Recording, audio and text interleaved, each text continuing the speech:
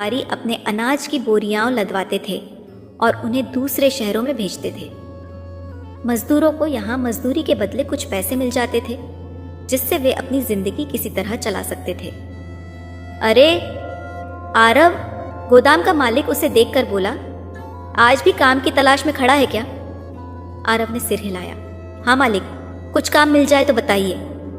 मालिक ने इधर उधर देखा और फिर एक भारी बोरी की तरफ इशारा करते हुए कहा, इसे गोदाम से बाहर खड़ी गाड़ी तक पहुंचा दे, मैं तुझे 5 सिक्के दूंगा। आरव ने बिना कुछ कहे वह भारी बोरी कंधे पर उठा ली। वजन इतना ज्यादा था कि उसकी कमर झुक गई, लेकिन उसने हिम्मत नहीं हारी। धीरे धीरे चलता हुआ वह गाड़ी तक पहुंचा और बोरी वहां रख दी। मालिक ने सिक्के उसकी हथेली पर रख दिए। और काम चाहिए? आरव ने सिर हिलाया। ठीक है, तो दूसरी बोरी भी उठा दे, मालिक ने हंसते हुए कहा। आरव ने फिर से बोरी उठाई और गाड़ी तक ले गया। इस तरह उसने पूरा दिन मेहनत में बिता दिया। शाम तक उसके पास कुछ सिक्के हो गए थे, जिससे वह अपना खाना खरीद सकता था। लेकिन क्या यही उसकी पूरी जिंदगी थी? क्या वह हमेशा यूं ही मजदूरी करता रहेगा? यह ख्याल उसे बहुत परेशान करता था। अमीरों की दुनिया। शाम को जब वह अपना काम खत्म करके वापस लौट रहा था, तो उसकी नजर बाजार के बीचों बीच खड़ी एक बड़ी गाड़ी पर पड़ी। ये गाड़ी चमचमाती हुई थी और उसके चारों ओर अमीर लोग खड़े थे। गाड़ी के भीतर एक आदमी बैठा था, जिसकी पोशाक इतनी महंगी थी कि आम लोग उसकी तरफ देखने से भी हिचकिचा रहे थे। ये कौन है? आरव ने एक आदमी से पूछा। यह शहर का सबसे बड़ा व्यापारी है, विक्रमदास, आदमी ने जवाब दिया। उसकी गाड़ियों में हीरे जवाहरात और कीमती सामान भरा होता है। वह पूरे देश में व्यापार करता है। आरव ने उस आदमी की तरफ देखा जो आराम से बैठा हुआ था और उसके चारों ओर नौकर चाकर हाथ बांधे खड़े थे। क्या यह भी कभी मजदूर था? आरव ने मन में सोचा, लेकिन फिर खुद को झटका दिया। नहीं, यह आदमी अमीरों के घर पैदा हुआ होगा। उसे मेहनत करने की जरूरत ही नहीं पड़ी होगी। लेकिन क्या ऐसा संभव था कि कोई मजदूर भी कभी इतना बड़ा आदमी बन सकता था? एक अनजान बूढ़े की मुलाकात। वह अपने ख्यालों में डूबा हुआ आगे बढ़ रहा था कि अचानक उसकी नजर एक पुराने बरगद के पेड़ के नीचे बैठे एक बूढ़े आदमी पर पड़ी। वह फटे पुराने कपड़ों में था, लेकिन उसके चेहरे पर अजीब सी शांति थी। उसके पास एक छोटी सी गठरी थी और वह उसमें से कुछ निकालकर ध्यान से देख रहा था। आरव को यह अजीब लगा। यह बूढ़ा यहाँ रोज बैठता है, एक दुकानदार ने कहा। कहते हैं कि यह बहुत समझदार आदमी है, लेकिन किसी को नहीं पता कि यह यहाँ क्यों बैठा रहता है। आरव को जिज्ञासा हुई। वह धीरे धीरे उस बूढ़े के पास गया और बोला, बाबा, आप यहाँ रोज बैठते हैं, क्या आप किसी का इंतजार कर रहे हैं? बूढ़े ने अपनी झुर्रियों भरी आंखें उठाई और मुस्कुराया। मैं किसी का इंतजार नहीं कर रहा बेटा, उसने कहा। मैं यहाँ उन लोगों को देखने बैठता हूँ जो अपनी तकदीर बदलना चाहते हैं। आरव चौंका। तुम मजदूर हो, लेकिन तुम्हारी आंखों में कुछ अलग है, बूढ़े ने कहा। क्या तुम सिर्फ मजदूरी करने के लिए पैदा हुए हो? आरव ने चुपचाप सिर झुका लिया। क्या तुम अपनी तकदीर बदलना चाहते हो? बूढ़े ने पूछा। आरव ने बिना सोचे तुरंत कहा, हाँ बाबा, लेकिन यह संभव कैसे है? मैं गरीब हूँ, मजदूर हूँ, मेरे पास कुछ भी नहीं है। बूढ़े ने अपनी गठरी में हाथ डाला और एक छोटा सा पत्थर बाहर निकाला। यह देखने में एक साधारण पत्थर था, लेकिन उसमें अजीब सी चमक थी। यह लो, बूढ़े ने पत्थर आरव की हथेली पर रखते हुए कहा। यह क्या है? आरव ने पूछा। यह तुम्हारी तकदीर का पत्थर है, बूढ़े ने मुस्कुराते हुए कहा। अगर तुम इसे सही तरीके से इस्तेमाल करोगे तो यह तुम्हारी जिंदगी बदल सकता है। आरव को यह सुनकर हंसी आ गई। बाबा, यह तो बस एक साधारण पत्थर है, इससे मेरी तकदीर कैसे बदल सकती है? बूढ़े ने उसकी आंखों में देखा और कहा, कभी कभी तकदीर बदलने के लिए किसी चीज की जरूरत नहीं होती, सिर्फ सही सोच की जरूरत होती है। यह पत्थर तुम्हें सही दिशा दिखाएगा।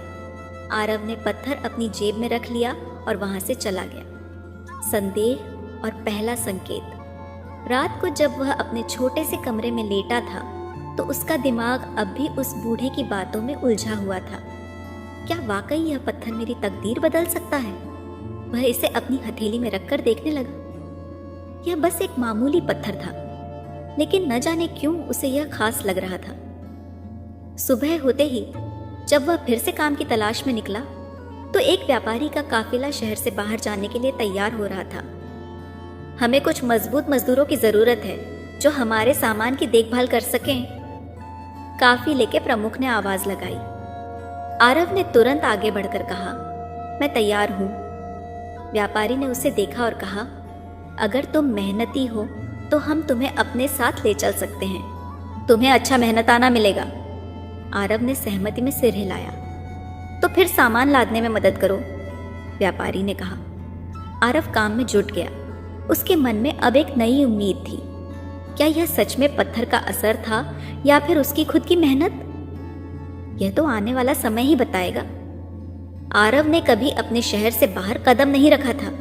उसके लिए बाहर की दुनिया किसी पहेली से कम नहीं थी। अब जब वह इस व्यापारी काफिले के साथ यात्रा करने जा रहा था तो उसके मन में उत्साह और घबराहट दोनों थे। सड़कें धूल से भरी थीं, गाड़ियां लकड़ी और लोहे से बनी थीं, जिन पर व्यापारी अपना सामान लाद चुके थे। कुछ गाड़ियां बैलों से खींची जा रही थीं, तो कुछ घोड़ों से। काफिले में लगभग 20 लोग थे, कुछ मजदूर, कुछ व्यापारी और कुछ सैनिक जो काफिले की सुरक्षा के लिए तैनात किए गए थे। आरव अपने नए सफर पर निकल चुका था, लेकिन उसके मन में अब भी एक सवाल था। क्या यह सच में उसके हाथ में पड़े पत्थर का असर था या फिर यह सिर्फ एक संयोग था? नए सफर की शुरुआत।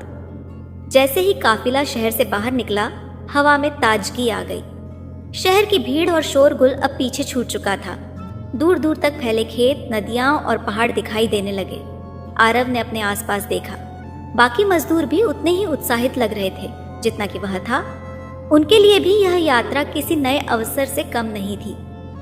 पहली बार शहर से बाहर निकले हो क्या? एक मजदूर ने हंसते हुए पूछा। हाँ, आरव ने जवाब दिया। डर लग रहा है। आरव ने मुस्कुराकर कहा, डर से ज्यादा उत्साह है। यह अच्छी बात है, उस आदमी ने कहा, लेकिन ध्यान रखना, सफर में कई तरह की मुश्किलें आ सकती हैं। यहाँ सिर्फ ताकत नहीं, दिमाग भी लगाना पड़ता है। आरव ने यह बात ध्यान से सुनी और सिर हिला दिया। पहली परीक्षा। यात्रा के दूसरे दिन काफिला एक संकरी पहाड़ी सड़क से गुजर रहा था। सड़क के एक तरफ गहरी खाई थी और दूसरी तरफ ऊंचे पहाड़। अचानक एक बैलगाड़ी का पहिया उखड़ गया और वह तेजी से खाई की तरफ झुकने लगी। बचाओ, गाड़ीवान चिल्लाया। काफिले में हड़कंप मच गया। कई मजदूर घबरा गए और पीछे हट गए, लेकिन आरव तुरंत आगे बढ़ा। इसे रोको, उसने चिल्लाकर कहा। वह दौड़कर गाड़ी की ओर गया और अपनी पूरी ताकत से उसे पीछे की ओर खींचने लगा। कुछ और मजदूर भी उसकी मदद के लिए आगे आए। मिलकर उन्होंने गाड़ी को स्थिर किया, लेकिन पहिए को ठीक करना अभी बाकी था। अब क्या करें? एक मजदूर ने पूछा। आरव ने तेजी से सोचा। उसने आसपास देखा और पहाड़ी पर पड़ी कुछ मोटी लकड़ियों को देखा। हम इन लकड़ियों से गाड़ी को सहारा दे सकते हैं, उसने कहा। मजदूरों ने उसकी बात मानी और जल्दी से लकड़ियों को लाकर पहिए के नीचे लगा दिया। इससे गाड़ी स्थिर हो गई और फिर वे उसे खाई से दूर करने में सफल रहे। बहुत बढ़िया किया लड़के, व्यापारी प्रमुख ने कहा। तुमने आज हमारी हजारों की संपत्ति बचा ली। आरव ने विनम्रता से सिर झुका लिया, लेकिन उसके मन में एक विचार आया। क्या यह सच में उसकी सूझबूझ थी या फिर उस पत्थर का प्रभाव रहस्यमयी संकेत? उस रात जब सब लोग आराम कर रहे थे, आरव अपने बिस्तर पर लेटा हुआ था। उसने अपनी जेब से पत्थर निकाला और ध्यान से देखा। क्या सच में यह पत्थर मेरी तकदीर बदल रहा है? उसने मन में सोचा। उसने पत्थर को अपनी हथेली में घुमाया। यह ठंडा और चिकना था, लेकिन देखने में किसी साधारण पत्थर से अलग नहीं था। अगर यह सच में भाग्यशाली पत्थर है तो मुझे आगे भी कुछ संकेत मिलेंगे, उसने खुद से कहा। वह यह सोच ही रहा था कि अचानक उसे दूर कहीं हल्की हल्की रोशनी दिखाई दी। वह चौंका और उठकर बैठ गया। वह रोशनी काफिले के थोड़ा आगे जंगल की ओर से आ रही थी। यह क्या हो सकता है? उसका मन जिज्ञासा से भर गया। वह धीरे धीरे उठकर काफिले से बाहर निकला और उस रोशनी की दिशा में चलने लगा। रहस्य का पर्दा उठता है। जब वह जंगल के पास पहुंचा तो उसने देखा कि एक बूढ़ा आदमी वहां बैठा था। उसके पास एक दिया जल रहा था और वह कुछ लिख रहा था। कौन हो तुम? आरव ने पूछा। बूढ़े ने सिर उठाया और मुस्कुराया। तुम यहाँ क्यों आए हो? उसने पूछा। मैंने यह रोशनी देखी और जिज्ञासावश चला आया, आरव ने जवाब दिया। बूढ़े ने गहरी नजरों से उसे देखा। क्या तुम अपने भाग्य को समझना चाहते हो? उसने पूछा। आरव चौंक गया। तुम्हें कैसे पता? बूढ़े ने मुस्कुराते हुए कहा। हर आदमी अपने भाग्य को बदलना चाहता है, लेकिन बहुत कम लोग यह समझ पाते हैं कि भाग्य बदलने की असली शक्ति उनके अंदर ही होती है। आरव ने धीरे से अपने हाथ में पकड़ा हुआ पत्थर दिखाया। यह पत्थर मुझे एक बाबा ने दिया था, उसने कहा। उन्होंने कहा था कि यह मेरी तकदीर बदल सकता है। बूढ़े ने पत्थर को ध्यान से देखा और फिर हंस दिया। यह कोई जादुई पत्थर नहीं है लड़के, उसने कहा। यह बस एक माध्यम है जो तुम्हारे अंदर आत्मविश्वास जगाता है। तो क्या यह सब मेरा वहम है? आरव ने आश्चर्य से पूछा। बूढ़े ने सिर हिलाया। नहीं, यह तुम्हारे अंदर की शक्ति को जागृत करने का तरीका है। तुम जब इस पत्थर को देखते हो तो तुम्हारे मन में आत्मविश्वास आता है। यही आत्मविश्वास तुम्हें सही निर्णय लेने की ताकत देता है। आरव चुपचाप खड़ा रहा। क्या यह सच था? क्या उसने जो कुछ भी हासिल किया था वह उसकी खुद की मेहनत थी, न कि किसी पत्थर की जादुई शक्ति? नई सोच, नया सफर। अगले दिन जब काफिला आगे बढ़ा तो आरव के मन में अब कोई संदेह नहीं था। उसने अब तक जो भी किया था वह उसकी खुद की मेहनत और सूझबूझ का नतीजा था।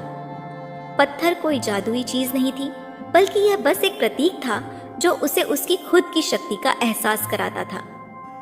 अब मैं अपनी तकदीर खुद बनाऊंगा, उसने मन ही मन ठान लिया। लेकिन क्या आगे की राह इतनी आसान होगी? क्या सच में उसकी मेहनत ही उसे उसकी मंजिल तक ले जाएगी, या फिर उसे और कठिनाइयों का सामना करना पड़ेगा? काफिले का सफर लगातार जारी था। दिन की चिलचिलाती धूप में बैलगाड़ियों के पहिए धूल उड़ाते हुए धीरे धीरे आगे बढ़ रहे थे, और रात में ठंडी हवाएं झीलों और जंगलों से होकर काफिले के तंबुओं तक पहुंच रही थी। सफर आसान नहीं था। हर दिन एक नई चुनौती सामने आ जाती थी। कभी रास्ते में कोई पहाड़ी नदी मिल जाती, तो कभी घने जंगलों में रास्ता भटकने का खतरा मंडराने लगता। आरव ने अब तक केवल अपने छोटे से शहर को ही देखा था। उसके लिए यह यात्रा एक नई दुनिया के दरवाजे खोल रही थी। काफिले में कई तरह के लोग थे। कुछ व्यापारी थे जो अलग अलग शहरों में जाकर सामान बेचते थे। कुछ सैनिक थे जो काफिले की सुरक्षा का ध्यान रखते थे, और कुछ मजदूर थे जो भारी सामान उठाने और गाड़ियों को सही करने का काम करते थे। आरव को मजदूरों की श्रेणी में रखा गया था। उसका काम गाड़ियों के टूटे हुए पहिए बदलना, बैलों को सही करना और जरूरत पड़ने पर भारी बोरियों को लादना था। लेकिन उसे यह काम बोझ नहीं लगता था। उसे लग रहा था कि यह उसकी नई यात्रा की पहली सीढ़ी थी।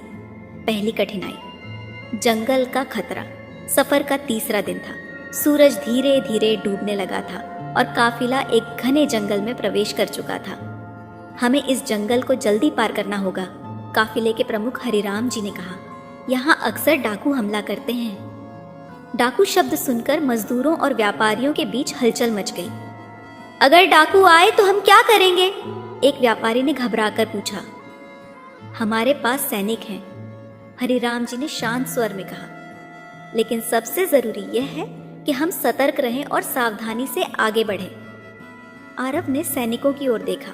वे भाले और तलवारें लिए सतर्क खड़े थे। क्या सच में डाकू हमला कर सकते हैं? आरव ने एक अन्य मजदूर से पूछा।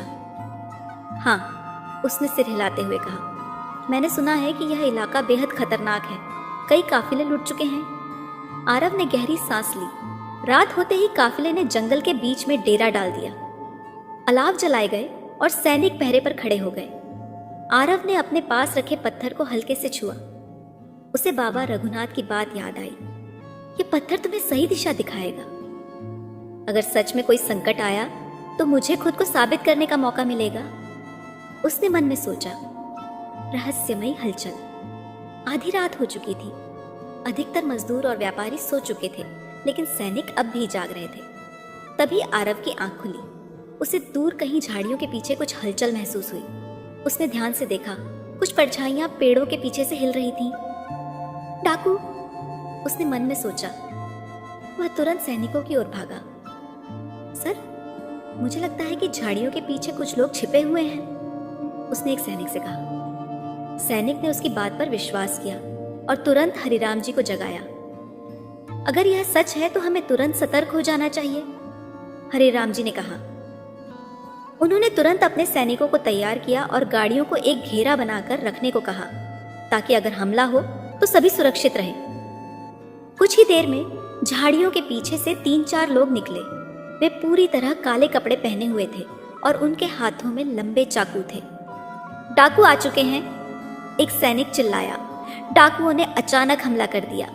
उन्होंने गाड़ियों की रस्सियां काटनी शुरू कर दी और व्यापारियों का सामान लूटने लगे। सैनिकों ने तुरंत तलवारें निकाल ली और उनसे लड़ने लगे। आरव भी पीछे नहीं हटा। उसने पास पड़ी एक मोटी लकड़ी उठाई और एक डाकू पर पूरी ताकत से वार कर दिया। डाकू लड़खड़ाकर गिर पड़ा, लेकिन तभी एक अन्य डाकू ने आरव की ओर चाकू से हमला करने की कोशिश की। आरव तेजी से झुका और चाकू उसके सिर के ऊपर से निकल गया। उसने तुरंत उस डाकू को धक्का दिया और सैनिकों को मदद के लिए पुकारा। थोड़ी देर बाद सैनिकों ने मिलकर डाकुओं को खदेड़ दिया। कुछ डाकू भाग गए और कुछ को पकड़ लिया गया। बहुत अच्छा किया लड़के, हरिराम जी ने आरव से कहा। अगर तुमने पहले ही हमें आगाह नहीं किया होता तो हम बड़ी मुसीबत में पड़ सकते थे। आरव ने सिर झुका लिया। यह पत्थर सच में मुझे सही दिशा दिखा रहा है, उसने मन में सोचा। नए अवसर की शुरुआत। अगली सुबह जब काफिला आगे बढ़ने के लिए तैयार हुआ तो हरिराम जी ने सबके सामने घोषणा की, कल रात की बहादुरी के लिए मैं आरव को एक नई जिम्मेदारी देना चाहता हूँ। सब लोग हैरान होकर आरव की ओर देखने लगे।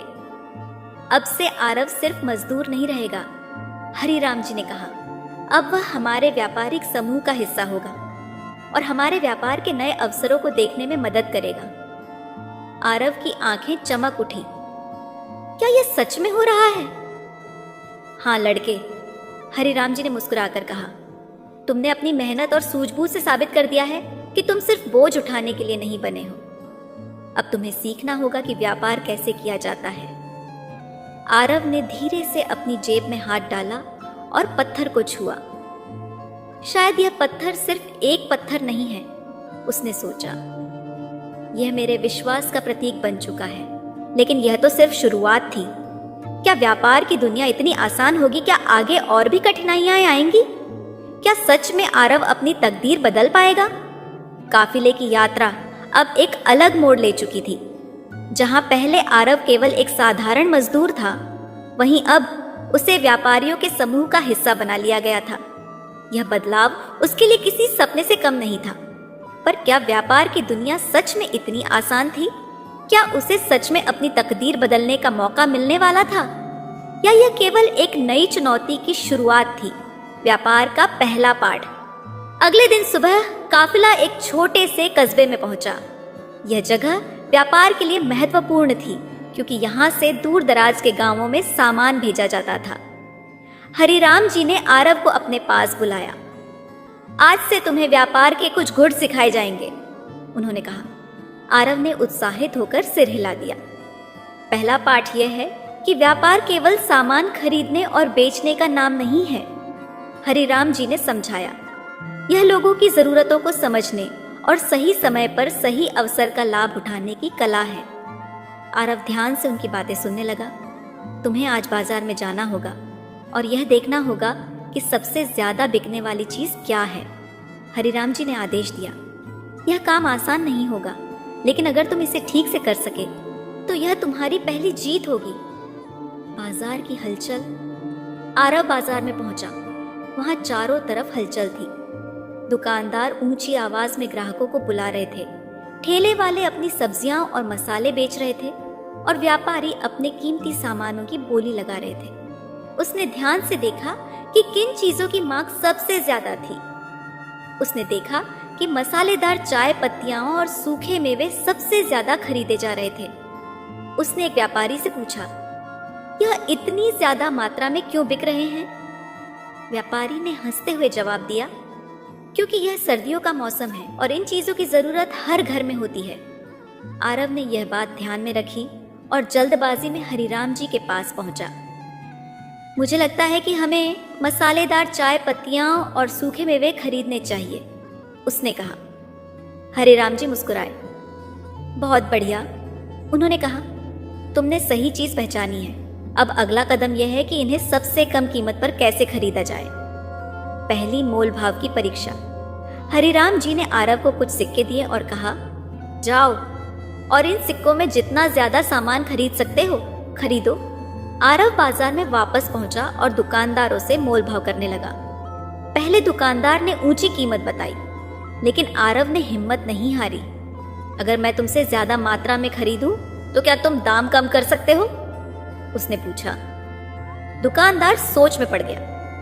अगर तुम 3 बोरियां खरीदोगे तो मैं कुछ कम कर सकता हूं, उसने कहा। आरव ने मुस्कुराकर कहा, अगर मैं 5 बोरियां खरीदूं तो और कम कर सकते हो। दुकानदार हंस पड़ा। ठीक है, इतनी बड़ी खरीदारी पर मैं तुम्हें अच्छी छूट दे सकता हूं। इस तरह आरव ने सफलतापूर्वक सौदा कर लिया और पहले की अपेक्षा कम कीमत में अधिक सामान खरीद लिया। जब वह वापस आया तो हरिराम जी ने सामान देखा और सिर हिलाया। शानदार काम किया, उन्होंने कहा। तुम सीख रहे हो, लेकिन व्यापार में सफलता केवल एक अच्छे सौदे से नहीं मिलती। इसे बनाए रखने के लिए और भी बहुत कुछ करना पड़ता है। प्रतियोगिता और ईर्ष्या। आरव की तरक्की देखकर कुछ लोग खुश नहीं थे, विशेष रूप से एक व्यापारी जिसका नाम बंसीलाल था। उसे यह सब पसंद नहीं आ रहा था। यह लड़का कौन होता है हमें टक्कर देने वाला, उसने गुस्से में कहा। बंसीलाल पहले ही इस कस्बे में अपनी जड़ें जमा चुका था और उसे डर था कि अगर आरव इसी तरह सीखता रहा तो वह भविष्य में एक बड़ा व्यापारी बन सकता है। हमें इसे रोकना होगा, उसने अपने एक साथी से कहा। पहली साजिश। उस रात जब आरव अपने तंबू में सो रहा था तो 2 आदमी चुपके से उसके सामान तक पहुंचे। उन्होंने उसकी खरीदी हुई चाय पत्तियों में पानी डाल दिया ताकि वे खराब हो जाए। सुबह जब आरव ने देखा तो वह चौंक गया।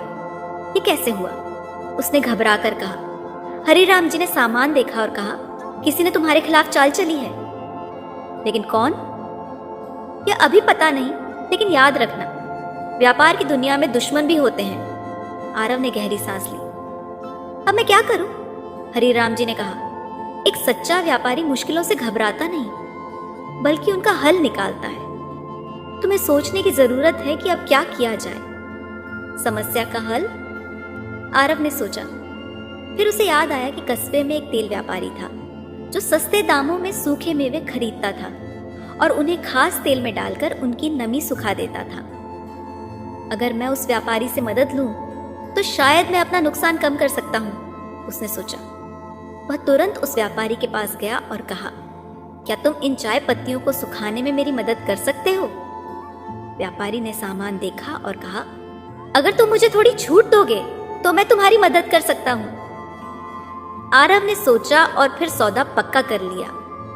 कुछ ही घंटों में उसकी चाय पत्तियां फिर से अच्छी हो गईं। वाह लड़के, तुम तो बहुत चतुर हो, हरिराम जी ने हंसकर कहा। अब तुम सच में एक व्यापारी बनने की राह पर हो। आरव मुस्कुराया।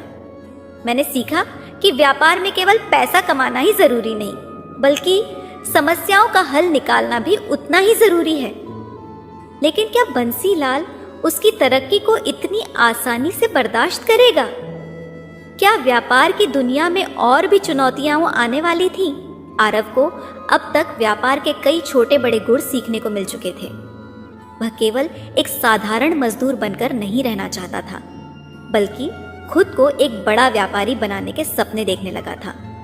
हरिराम जी ने उसे व्यापार के मूल सिद्धांत सिखाए थे, लेकिन वह यह भी जानते थे कि असली सीख तब मिलेगी जब वह खुद समस्याओं का सामना करेगा।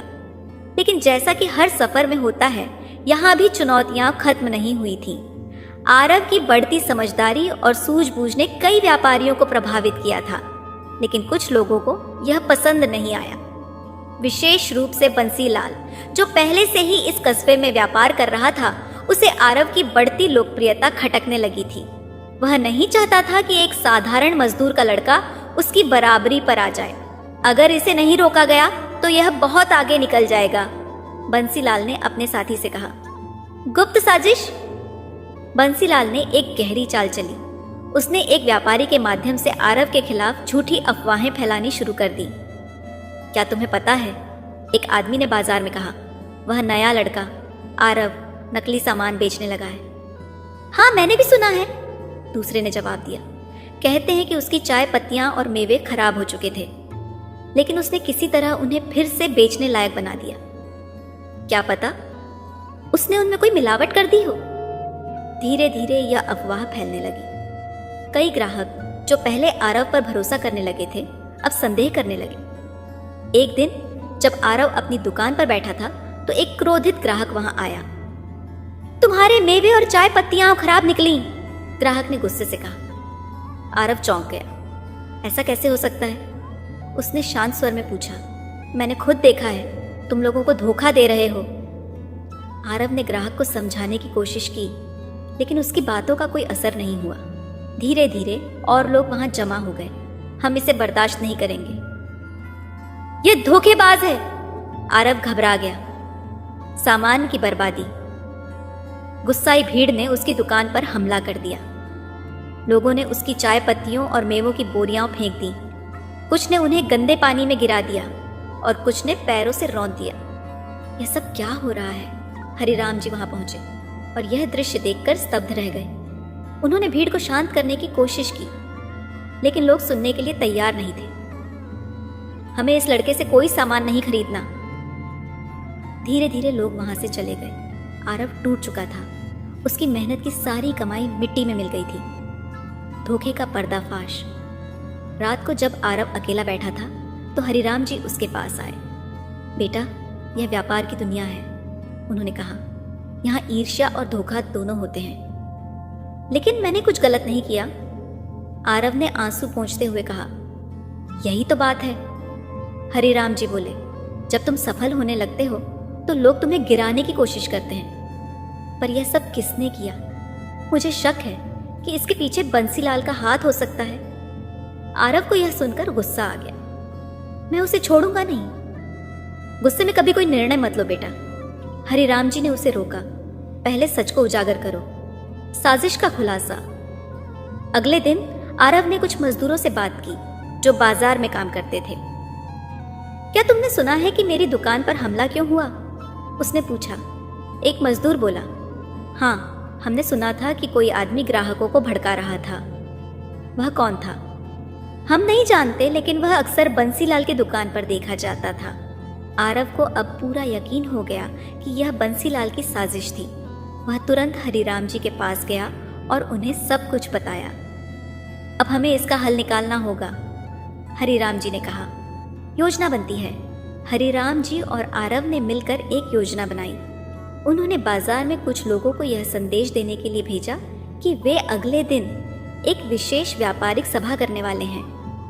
बंसीलाल को भी इसके बारे में पता चला। अब यह लड़का अपनी साख बचाने के लिए कुछ करने वाला है, उसने सोचा। लेकिन उसे यह अंदाजा नहीं था कि आरव और हरिराम जी पहले ही उसके खिलाफ सबूत इकट्ठा कर चुके थे। असली चेहरा सामने आता है। अगले दिन पूरी बाजार सभा में इकट्ठी हो गई। हरिराम जी ने सबके सामने कहा, कल जो हुआ वह केवल एक धोखा था। किसी ने जानबूझकर आरव की दुकान को बदनाम किया। लेकिन यह साबित कैसे होगा? भीड़ में से एक आदमी ने पूछा। तभी एक मजदूर आगे आया। मैंने खुद देखा कि बंसीलाल के आदमी लोगों को भड़का रहे थे, उसने कहा। एक और मजदूर ने कहा, हाँ, और मैंने यह भी सुना था कि वे ग्राहकों को गलत अफवाहें फैला रहे थे। अब सबकी नजरें बंसीलाल की तरफ मुड़ गईं। यह झूठ है, बंसीलाल चिल्लाया। लेकिन तभी एक और आदमी आया। यह सच है, उसने कहा। मैंने खुद यह सब होते देखा। अब बंसीलाल के पास कोई जवाब नहीं था। बंसीलाल, तुम्हें शर्म आनी चाहिए, भीड़ में से किसी ने कहा। अब हम तुमसे कोई सामान नहीं खरीदेंगे। धीरे धीरे लोग बंसीलाल की दुकान छोड़कर जाने लगे। अब तक जो लोग आरव पर शक कर रहे थे वे समझ चुके थे कि उसके साथ अन्याय हुआ था। नया संकल्प। आरव ने राहत की सांस ली। आज तुमने एक बड़ी सीख सीखी, हरिराम जी ने कहा। हाँ, आरव ने सिर हिलाया। व्यापार में ईमानदारी जरूरी है, लेकिन उससे भी ज्यादा जरूरी है खुद को बचाना। अब तुम क्या करोगे? आरव ने अपनी मुट्ठी बांध ली। मैं फिर से शुरू करूंगा, एक नई शुरुआत। अब आरव के सामने एक नया रास्ता खुला था। क्या वह इस बार और भी समझदारी से आगे बढ़ पाएगा? क्या उसके लिए और भी कठिनाइयां आएंगी? बाजार की उस सभा के बाद आरव को अपनी बेगुनाही साबित करने में सफलता तो मिल गई थी, लेकिन उसके नुकसान की भरपाई अब भी नहीं हुई थी। उसकी सारी पूंजी लुट चुकी थी, सामान नष्ट हो गया था और ग्राहक जो धीरे धीरे उस पर विश्वास करने लगे थे, अब भी संदेह से देख रहे थे, लेकिन उसने हार मानने का इरादा नहीं किया था। अगर मैं दोबारा खड़ा नहीं हुआ तो यह मेरी सबसे बड़ी हार होगी। आरव ने मन ही मन ठान लिया। नए रास्ते की तलाश। हरिराम जी ने उसके कंधे पर हाथ रखा और कहा, अब आगे क्या करने का विचार है? आरव ने गहरी सांस ली।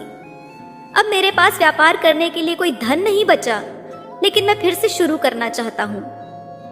हरिराम जी ने मुस्कुराते हुए कहा, यही तो असली व्यापारी की पहचान होती है, लेकिन तुम्हें इस बार पहले से ज्यादा सोच समझकर कदम बढ़ाने होंगे। आरव ने सिर हिलाया। अब मैं कोई गलती नहीं करूंगा। तो फिर पहले हमें यह देखना होगा कि हमारे पास क्या बचा है, हरिराम जी बोले। उन्होंने अपनी बची हुई पूंजी का हिसाब लगाया। कुछ पुराने ग्राहक जो अब भी आरव पर भरोसा करते थे, उन्होंने कहा, अगर तुम फिर से व्यापार शुरू करोगे तो हम तुम्हें फिर से सामान खरीदने के लिए उधार दे सकते हैं। यह सुनकर आरव के चेहरे पर उम्मीद की एक किरण जाग उठी। नई योजना का आरंभ। अब सबसे बड़ा सवाल यह था कि व्यापार कैसे शुरू किया जाए। पहली बार जब मैंने बाजार में कदम रखा था, तब मैंने सबसे ज्यादा बिकने वाली चीजों पर ध्यान दिया था, आरव ने सोचा। लेकिन इस बार उसे कुछ अलग करना था। अगर मैं वही सामान बेचूंगा जो सब बेच रहे हैं, तो मैं भीड़ में खो जाऊंगा। मुझे कुछ नया करना होगा। हरिराम जी ने उसकी बातें सुनी और कहा, यह बहुत अच्छी सोच है, लेकिन क्या तुमने सोचा है कि नया क्या बेचना चाहिए? आरव ने सिर हिलाया। मुझे इसका जवाब बाजार से ही मिलेगा। बाजार की खोजबीन। आरव ने पूरे बाजार में घूमना शुरू किया। उसने देखा कि मसालेदार चाय पत्तियां और सूखे मेवे पहले की तरह बिक रहे थे, लेकिन एक नई चीज की मांग बढ़ने लगी थी। खास तरह के कढ़ाई वाले कपड़े जो दूर दराज के गांवों से लाए जाते थे। ये कपड़े कहाँ से आते हैं? उसने एक दुकानदार से पूछा। यह दूर के पहाड़ी गांवों से आते हैं, दुकानदार ने जवाब दिया। लेकिन इन्हें लाना आसान नहीं है, रास्ता कठिन है और वहां के लोग बाहर के व्यापारियों पर ज्यादा भरोसा नहीं करते। यही तो मौका था। अगर आरव वहां जाकर खुद व्यापारियों से सौदा करता, तो वह कम दामों में कपड़े खरीद सकता था और बाजार में बेहतर कीमतों पर बेच सकता था। मुझे वहां जाना होगा, उसने ठान लिया। पहाड़ों की ओर यात्रा। हरिराम जी ने उसकी योजना सुनी और बोले, अगर तुम वहां जाना चाहते हो तो तुम्हें पहले उन गांव वालों का विश्वास जीतना होगा। मैं मेहनत से पीछे नहीं हटूंगा, आरव ने दृढ़ता से कहा। अगले ही दिन वह अपने कुछ साथियों के साथ पहाड़ी गांवों की ओर निकल पड़ा। रास्ता लंबा और कठिन था।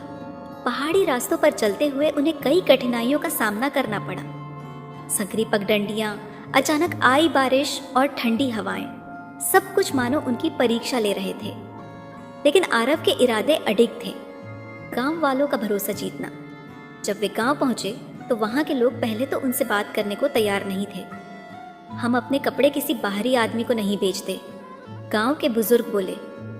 आरव ने सोचा कि वह कैसे उनका भरोसा जीत सकता है। तभी उसे एक उपाय सूझा। क्या आप हमें यह दिखा सकते हैं कि ये कपड़े कैसे बनाए जाते हैं? उसने विनम्रता से पूछा। गांव वालों ने आश्चर्य से उसकी ओर देखा। कोई व्यापारी इससे पहले यह सवाल लेकर नहीं आया। एक महिला बोली, मुझे सच में जानना है, आरव ने कहा। गांव वालों ने उसे अपने करघे दिखाए, धागे रंगने की प्रक्रिया दिखाई और यह भी बताया कि इन कपड़ों में कितनी मेहनत लगती है। आरव यह देखकर बहुत प्रभावित हुआ। अब मुझे समझ में आया कि यह कपड़े इतने अनमोल क्यों हैं, उसने कहा। गांव वाले उसकी ईमानदारी देखकर खुश हुए। अगर तुम सच में इसे अच्छे से बेच सकते हो तो हम तुम्हें कुछ कपड़े देने के लिए तैयार हैं। यह आरव की पहली सफलता थी। नई शुरुआत। आरव ने उन कपड़ों को लेकर कस्बे में वापस आकर बेचना शुरू किया। चूंकि यह कपड़े बाजार में पहले से मौजूद नहीं थे, इसलिए लोगों की उनमें रुचि बढ़ गई। धीरे धीरे ग्राहक आने लगे। यह कपड़े तो वाकई बहुत अच्छे हैं, एक ग्राहक ने कहा। और कीमत भी वाजिब है, दूसरे ने कहा। धीरे धीरे उसकी दुकान फिर से जमने लगी, लेकिन यह सिर्फ शुरुआत थी। क्या इस बार उसकी मेहनत रंग लाएगी? क्या उसके दुश्मन फिर से उसके खिलाफ कोई साजिश रचेंगे, या अब उसे व्यापार की असली ऊंचाइयां देखने को मिलेंगी? आरव ने अपनी गलतियों से सीखते हुए व्यापार में एक नया रास्ता चुना था। अब वह सिर्फ सामान्य सामानों का व्यापार नहीं कर रहा था, बल्कि उसने पहाड़ी गांवों से सीधे कढ़ाई वाले कपड़े लाकर बेचने का काम शुरू कर दिया था। यह नई योजना बाजार में सफल होती दिख रही थी। उसकी दुकान पर ग्राहक बढ़ने लगे थे और धीरे धीरे उसकी पहचान एक ईमानदार और मेहनती व्यापारी के रूप में बन रही थी। लेकिन क्या यह सफलता स्थायी रहने वाली थी? क्या उसके प्रतिद्वंद्वी चुप बैठेंगे, या फिर कोई नई चुनौती उसका इंतजार कर रही थी? पहले मुनाफे की खुशी आरव की दुकान में जब पहली बार मुनाफा हुआ तो वह बहुत खुश हुआ। यह सब तुम्हारी मेहनत और ईमानदारी का फल है, हरिराम जी ने कहा। हाँ, लेकिन अभी सफर लंबा है, आरव ने मुस्कुराते हुए कहा। उसने अपने पहले मुनाफे का एक बड़ा हिस्सा उन मजदूरों को दिया जो उसकी मदद कर रहे थे। अगर हम सब साथ मिलकर काम करें तो हम और भी ऊंचाइयां छू सकते हैं, उसने कहा। उसकी इस उदारता से मजदूरों का भरोसा और बढ़ गया, प्रतिद्वंद्वियों की जलन। लेकिन आरव की यह सफलता कुछ व्यापारियों को पसंद नहीं आई। यह लड़का बहुत तेजी से आगे बढ़ रहा है, बंसीलाल ने कहा। अगर इसे नहीं रोका गया तो यह हमारे लिए खतरा बन जाएगा। हमारे पास इससे ज्यादा पैसा और अनुभव है, लेकिन फिर भी लोग इसकी दुकान पर जा रहे हैं। बंसीलाल और उसके साथी चुपचाप आरव को गिराने की योजना बनाने लगे। बाजार में नई प्रतियोगिता। कुछ ही दिनों बाद बंसीलाल ने ठीक वैसी ही कढ़ाई वाले कपड़ों की दुकान खोल दी, लेकिन उसने एक चाल चली। उसने गांव वालों को ज्यादा पैसे देकर वहां से और भी ज्यादा कपड़े खरीद लिए ताकि आरव को सामान न मिले। जब आरव गांव पहुंचा तो उसे यह सुनकर झटका लगा। माफ करना बेटे, गांव के बुजुर्ग ने कहा। हमने पहले ही अपना सामान बेच दिया है। लेकिन मैंने तो आपसे पहले ही वादा किया था, आरव ने आश्चर्य से कहा। हाँ, लेकिन बंसीलाल ने हमें ज्यादा पैसे देने का वादा किया और हमें भी अपने परिवार का पेट पालना है, बुजुर्ग ने अफसोस जताते हुए कहा। अब आरव के सामने एक नई चुनौती थी, नई रणनीति। आरव को समझ में आ गया था कि अगर उसे सफल होना है तो उसे कुछ अलग सोचना होगा। वह गांव में थोड़ा और रुका और वहां के लोगों से बात करने लगा। क्या यहाँ ऐसे और भी लोग हैं जो कढ़ाई वाले कपड़े बनाते हैं? उसने पूछा। गांव के बुजुर्ग ने सोचा और कहा, हाँ, लेकिन वे लोग यहाँ से बहुत दूर रहते हैं और व्यापारियों पर भरोसा नहीं करते। आरव ने ठान लिया कि वह उन लोगों तक पहुंचेगा, असली कारीगरों तक पहुंचना। आरव ने उन गांवों की यात्रा की जहां असली कारीगर रहते थे। यह रास्ता कठिन था, पहाड़ों और जंगलों से होकर गुजरना पड़ा, लेकिन उसने हार नहीं मानी। जब वह वहां पहुंचा तो उसने देखा कि कारीगर बहुत मेहनती थे, लेकिन उनके पास अपने कपड़े बेचने का कोई अच्छा माध्यम नहीं था। कोई व्यापारी यहां तक नहीं आता, एक बुजुर्ग कारीगर ने कहा। अगर मैं आपके लिए बाजार ला सकूं तो क्या आप मेरे साथ व्यापार करेंगे? आरव ने पूछा। कारीगर सोच में पड़ गए। हमारे पास भरोसेमंद व्यापारी नहीं है, एक कारीगर ने कहा। मैं वादा करता हूं कि मैं आपको अच्छे दाम दूंगा और आपके कपड़ों को दूर दूर तक बेचूंगा, आरव ने आत्मविश्वास से कहा। काफी सोच विचार के बाद कारीगरों ने हामी भर दी। अब आरव के पास उन कारीगरों का सामान था जिन तक बंसीलाल नहीं पहुंचा था। नई सफलता। जब आरव वापस आया तो उसने अपने नए सामान की प्रदर्शनी लगाई। ये कपड़े तो और भी सुंदर हैं, ग्राहकों ने कहा। पहले हमें सिर्फ कुछ ही डिजाइन मिलते थे, लेकिन अब हमें और भी अलग अलग तरह के कढ़ाई वाले कपड़े मिल रहे हैं। आरव का व्यापार फिर से तेजी से बढ़ने लगा। बंसीलाल ने जब यह देखा तो वह गुस्से में आग बबूला हो गया। ये लड़का तो हर बार बच निकलता है, उसने गुस्से से कहा। लेकिन अब आरव को समझ आ गया था कि व्यापार में सिर्फ धन ही नहीं बल्कि समझदारी भी जरूरी होती है। आगे की योजना। आरव अब और भी दूर दूर के कारीगरों तक पहुंचना चाहता था। उसने सोचा कि अगर वह इन कारीगरों से सीधा व्यापार करता रहे तो कोई भी बिचौलिया उसकी राह में नहीं आ सकेगा। उसने एक नई योजना बनाई। वह खुद इन गांवों में जाकर कारीगरों को प्रशिक्षित करेगा और उनसे सीधा व्यापार करेगा। अब वह सिर्फ एक व्यापारी नहीं बल्कि एक मार्गदर्शक भी बन चुका था। लेकिन क्या बंसीलाल इतनी आसानी से हार मान लेगा? क्या आगे और भी मुश्किलें आएंगी? आरव की मेहनत रंग ला रही थी। उसने गांव के कारीगरों से सीधे संपर्क कर लिया था, जिससे बंसीलाल जैसे लालची व्यापारियों की पकड़ ढीली पड़ गई थी। अब उसे किसी भी बिचौलिए पर निर्भर नहीं रहना था। उसका व्यापार दिन ब दिन बढ़ रहा था, लेकिन उसे एहसास था कि यह केवल शुरुआत थी। लेकिन जब कोई तेजी से आगे बढ़ता है तो अतीत भी उसका पीछा नहीं छोड़ता। अब तक वह अपनी सफलता की राह पर था, लेकिन क्या उसका अतीत उसे फिर से परखने के लिए लौटेगा? पुराने शहर की वापसी। एक दिन हरिराम जी ने आरव से कहा, तुम्हें अब अपने पुराने शहर जाना चाहिए और वहां व्यापार स्थापित करना चाहिए। आरव को यह सुनकर झटका लगा। मुझे वापस वहां क्यों जाना चाहिए? क्योंकि वही जगह है जहां से तुम्हारी यात्रा शुरू हुई थी, हरिराम जी ने मुस्कुराते हुए कहा। अगर तुम वहां सफल हुए तो तुम्हारी पहचान पूरे क्षेत्र में बनेगी। आरव कुछ देर तक सोचता रहा, फिर उसने फैसला किया, अब समय आ गया है कि वह अपने अतीत का सामना करे। पुराने शहर में पहला कदम जब वह अपने पुराने शहर पहुंचा तो वहां के लोग उसे देखकर हैरान रह गए। अरे, यह तो वही मजदूर लड़का है जो कभी गोदामों में बोझा उठाता था। हाँ, लेकिन देखो अब यह कितना बदल गया है। कुछ लोग आश्चर्य से उसे देख रहे थे तो कुछ लोग अब भी उसे मजदूर ही समझ रहे थे। क्यों आया है यहाँ? एक पुराने व्यापारी ने उससे पूछा। आरव ने मुस्कुराकर जवाब दिया, मैं यहाँ व्यापार करने आया हूँ। व्यापार? लोगों ने हंसते हुए कहा। तू एक मजदूर था और मजदूर ही रहेगा। आरव ने उनकी बातों को नजरअंदाज किया। अब मैं खुद को साबित करके दिखाऊंगा, उसने मन में सोचा। नया व्यापार, नई चुनौती। आरव ने शहर के बीचों बीच अपनी दुकान खोली और गांव के कारीगरों के कपड़े वहां बेचना शुरू किया। धीरे धीरे लोग उसकी दुकान पर आने लगे। ये कपड़े तो बहुत ही अलग हैं। पहले हमें ऐसे कपड़े नहीं मिलते थे। उसकी दुकान की प्रसिद्धि तेजी से बढ़ने लगी। लेकिन फिर उसकी राह में एक और चुनौती आ गई। पुराने दुश्मन की वापसी। जब बंसीलाल को पता चला कि आरव अब उसके पुराने शहर में भी व्यापार कर रहा है तो वह आग बबूला हो गया। यह लड़का तो अब सारी जगह कब्जा करने की कोशिश कर रहा है, हमें इसे रोकना होगा। बंसीलाल ने फिर से एक चाल चली। झूठी अफवाहों की साजिश। अगले कुछ दिनों में शहर में अफवाहें फैलने लगी। क्या तुम्हें पता है, आरव जो कपड़े बेच रहा है वे असली नहीं है। वह गांव वालों को धोखा दे रहा है और सस्ते कपड़े महंगे दामों में बेच रहा है। धीरे धीरे लोगों का भरोसा फिर से डगमगाने लगा। आरव को यह समझते देर नहीं लगी कि यह सब बंसीलाल की चाल है, सच सामने लाने की योजना। लेकिन इस बार आरव पहले से ज्यादा समझदार हो चुका था।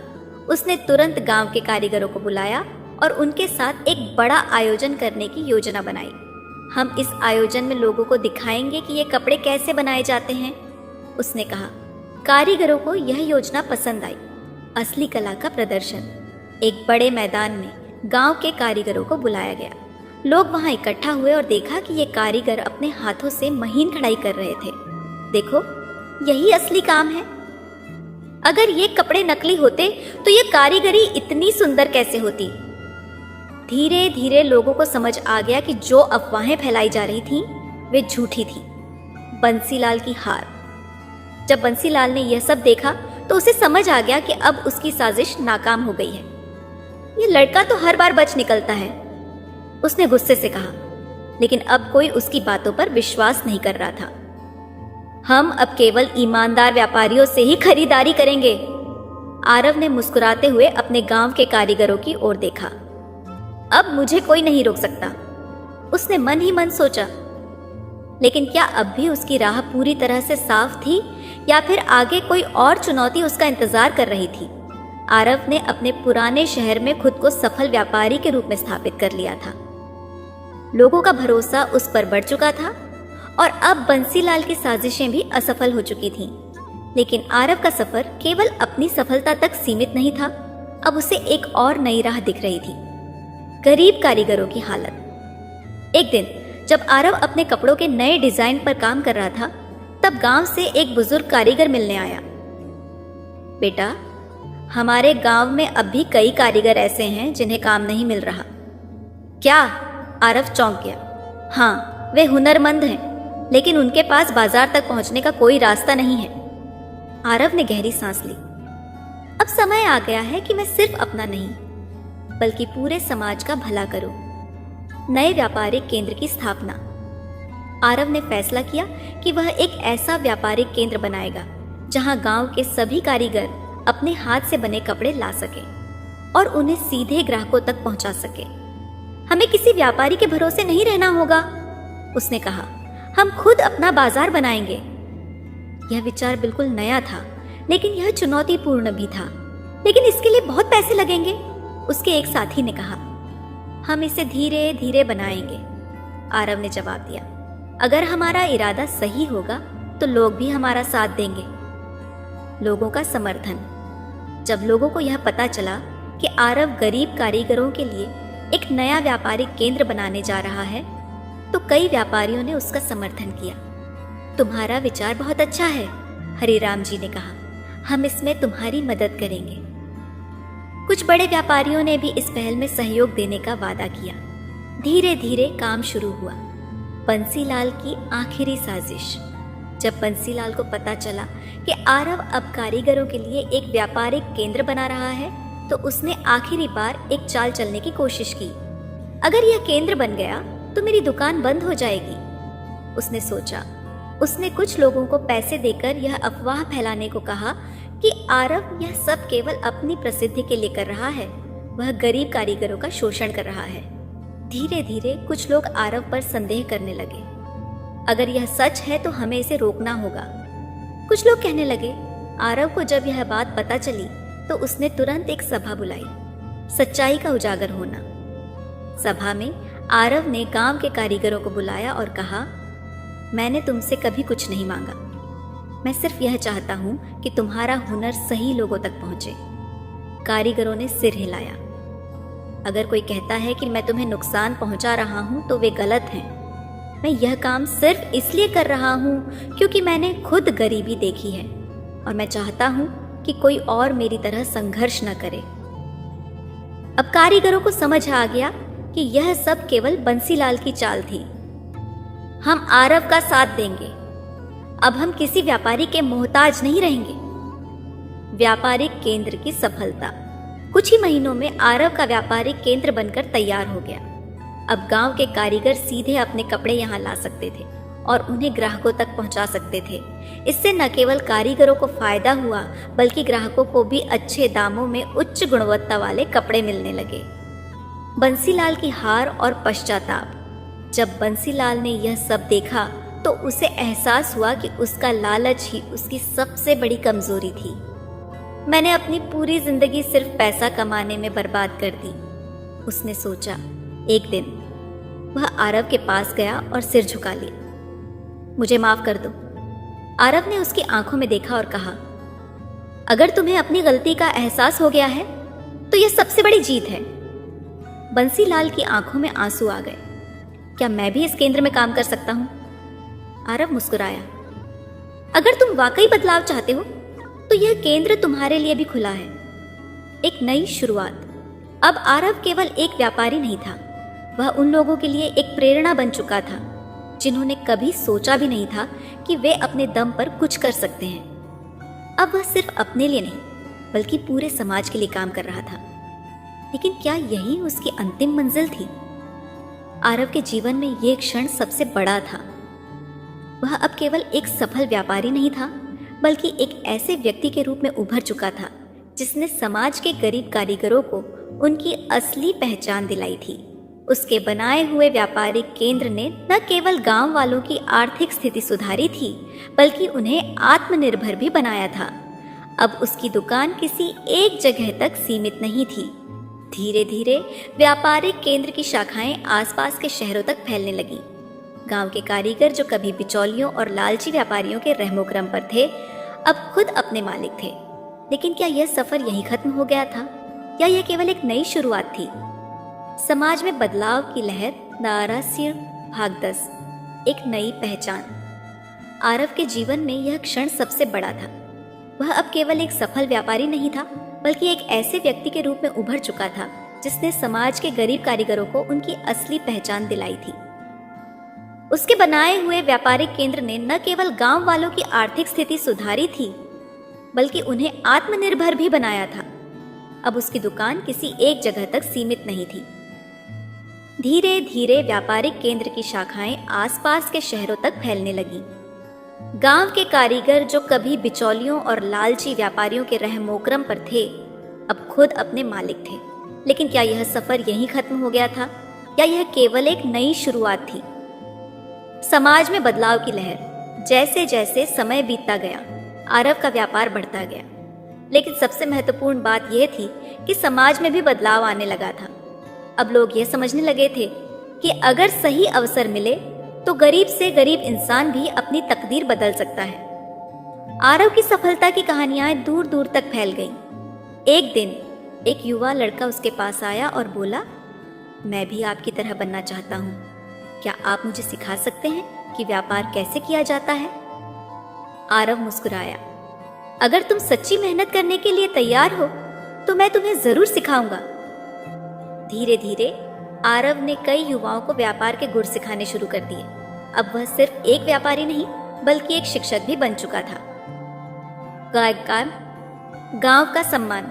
कुछ महीनों बाद गांव के बुजुर्गों ने आरव को बुलाया और एक सभा बुलाई। बेटा, तुमने हमारे गांव के लिए जो किया है वह कोई और नहीं कर सकता था। गांव के मुखिया ने कहा, हमने सोचा है कि अब से इस गांव का नाम तुम्हारे नाम पर रखा जाएगा, ताकि आने वाली पीढ़ियां तुम्हारी कहानी से प्रेरणा ले सके। यह सुनकर आरव की आंखों में आंसू आ गए। मैंने यह सब अपने लिए नहीं किया, उसने भावुक होते हुए कहा। मैंने यह इसलिए किया ताकि कोई और मेरी तरह भूखा न सोए, कोई और मजदूर किसी लालची व्यापारी के जाल में न फंसे, और हर इंसान को उसके हुनर का असली मूल्य मिले। गांव के लोगों ने तालियां बजाईं। बंसीलाल का नया रूप। अब बंसीलाल पूरी तरह बदल चुका था। वह पहले अपने फायदे के लिए व्यापार करता था, लेकिन अब उसने भी सीख लिया था कि व्यापार में ईमानदारी और समाज की भलाई सबसे महत्वपूर्ण होती है। एक दिन वह आरव के पास आया और बोला, तुमने मुझे एक नया जीवन दिया है, अब मैं भी तुम्हारे साथ काम करना चाहता हूँ। आरव ने उसे गले लगा लिया। अब हम सब मिलकर काम करेंगे, उसने कहा। अंतिम निर्णय। समय बीतता गया और आरव का व्यापार देश भर में फैल गया। लेकिन अब उसका सपना सिर्फ व्यापार करना नहीं था। वह चाहता था कि हर गांव, हर शहर में ऐसा व्यापारिक केंद्र हो जहां गरीबों को उनकी मेहनत का पूरा फल मिले। मैं अपनी जिंदगी का हर पल समाज के लिए समर्पित करूंगा, उसने ठान लिया। कहानी की सीख। आरव की कहानी हमें यह सिखाती है कि कोई भी व्यक्ति केवल मेहनत और ईमानदारी के दम पर अपनी तकदीर बदल सकता है। सफलता सिर्फ पैसा कमाने में नहीं, बल्कि दूसरों की मदद करने में भी होती है। एक साधारण मजदूर से लेकर एक महान व्यापारी बनने की उसकी यात्रा यह साबित करती है कि अगर इंसान सच्चे इरादों के साथ आगे बढ़े तो कोई भी बाधा उसे रोक नहीं सकती। लेकिन एक नई शुरुआत। जैसे जैसे समय बीतता गया, आरव का व्यापार बढ़ता गया। लेकिन सबसे महत्वपूर्ण बात यह थी कि समाज में भी बदलाव आने लगा था। अब लोग यह समझने लगे थे कि अगर सही अवसर मिले तो गरीब से गरीब इंसान भी अपनी तकदीर बदल सकता है। आरव की सफलता की कहानियां दूर दूर तक फैल गईं। एक दिन एक युवा लड़का उसके पास आया और बोला, मैं भी आपकी तरह बनना चाहता हूँ। क्या आप मुझे सिखा सकते हैं कि व्यापार कैसे किया जाता है? आरव मुस्कुराया। अगर तुम सच्ची मेहनत करने के लिए तैयार हो तो मैं तुम्हें जरूर सिखाऊंगा।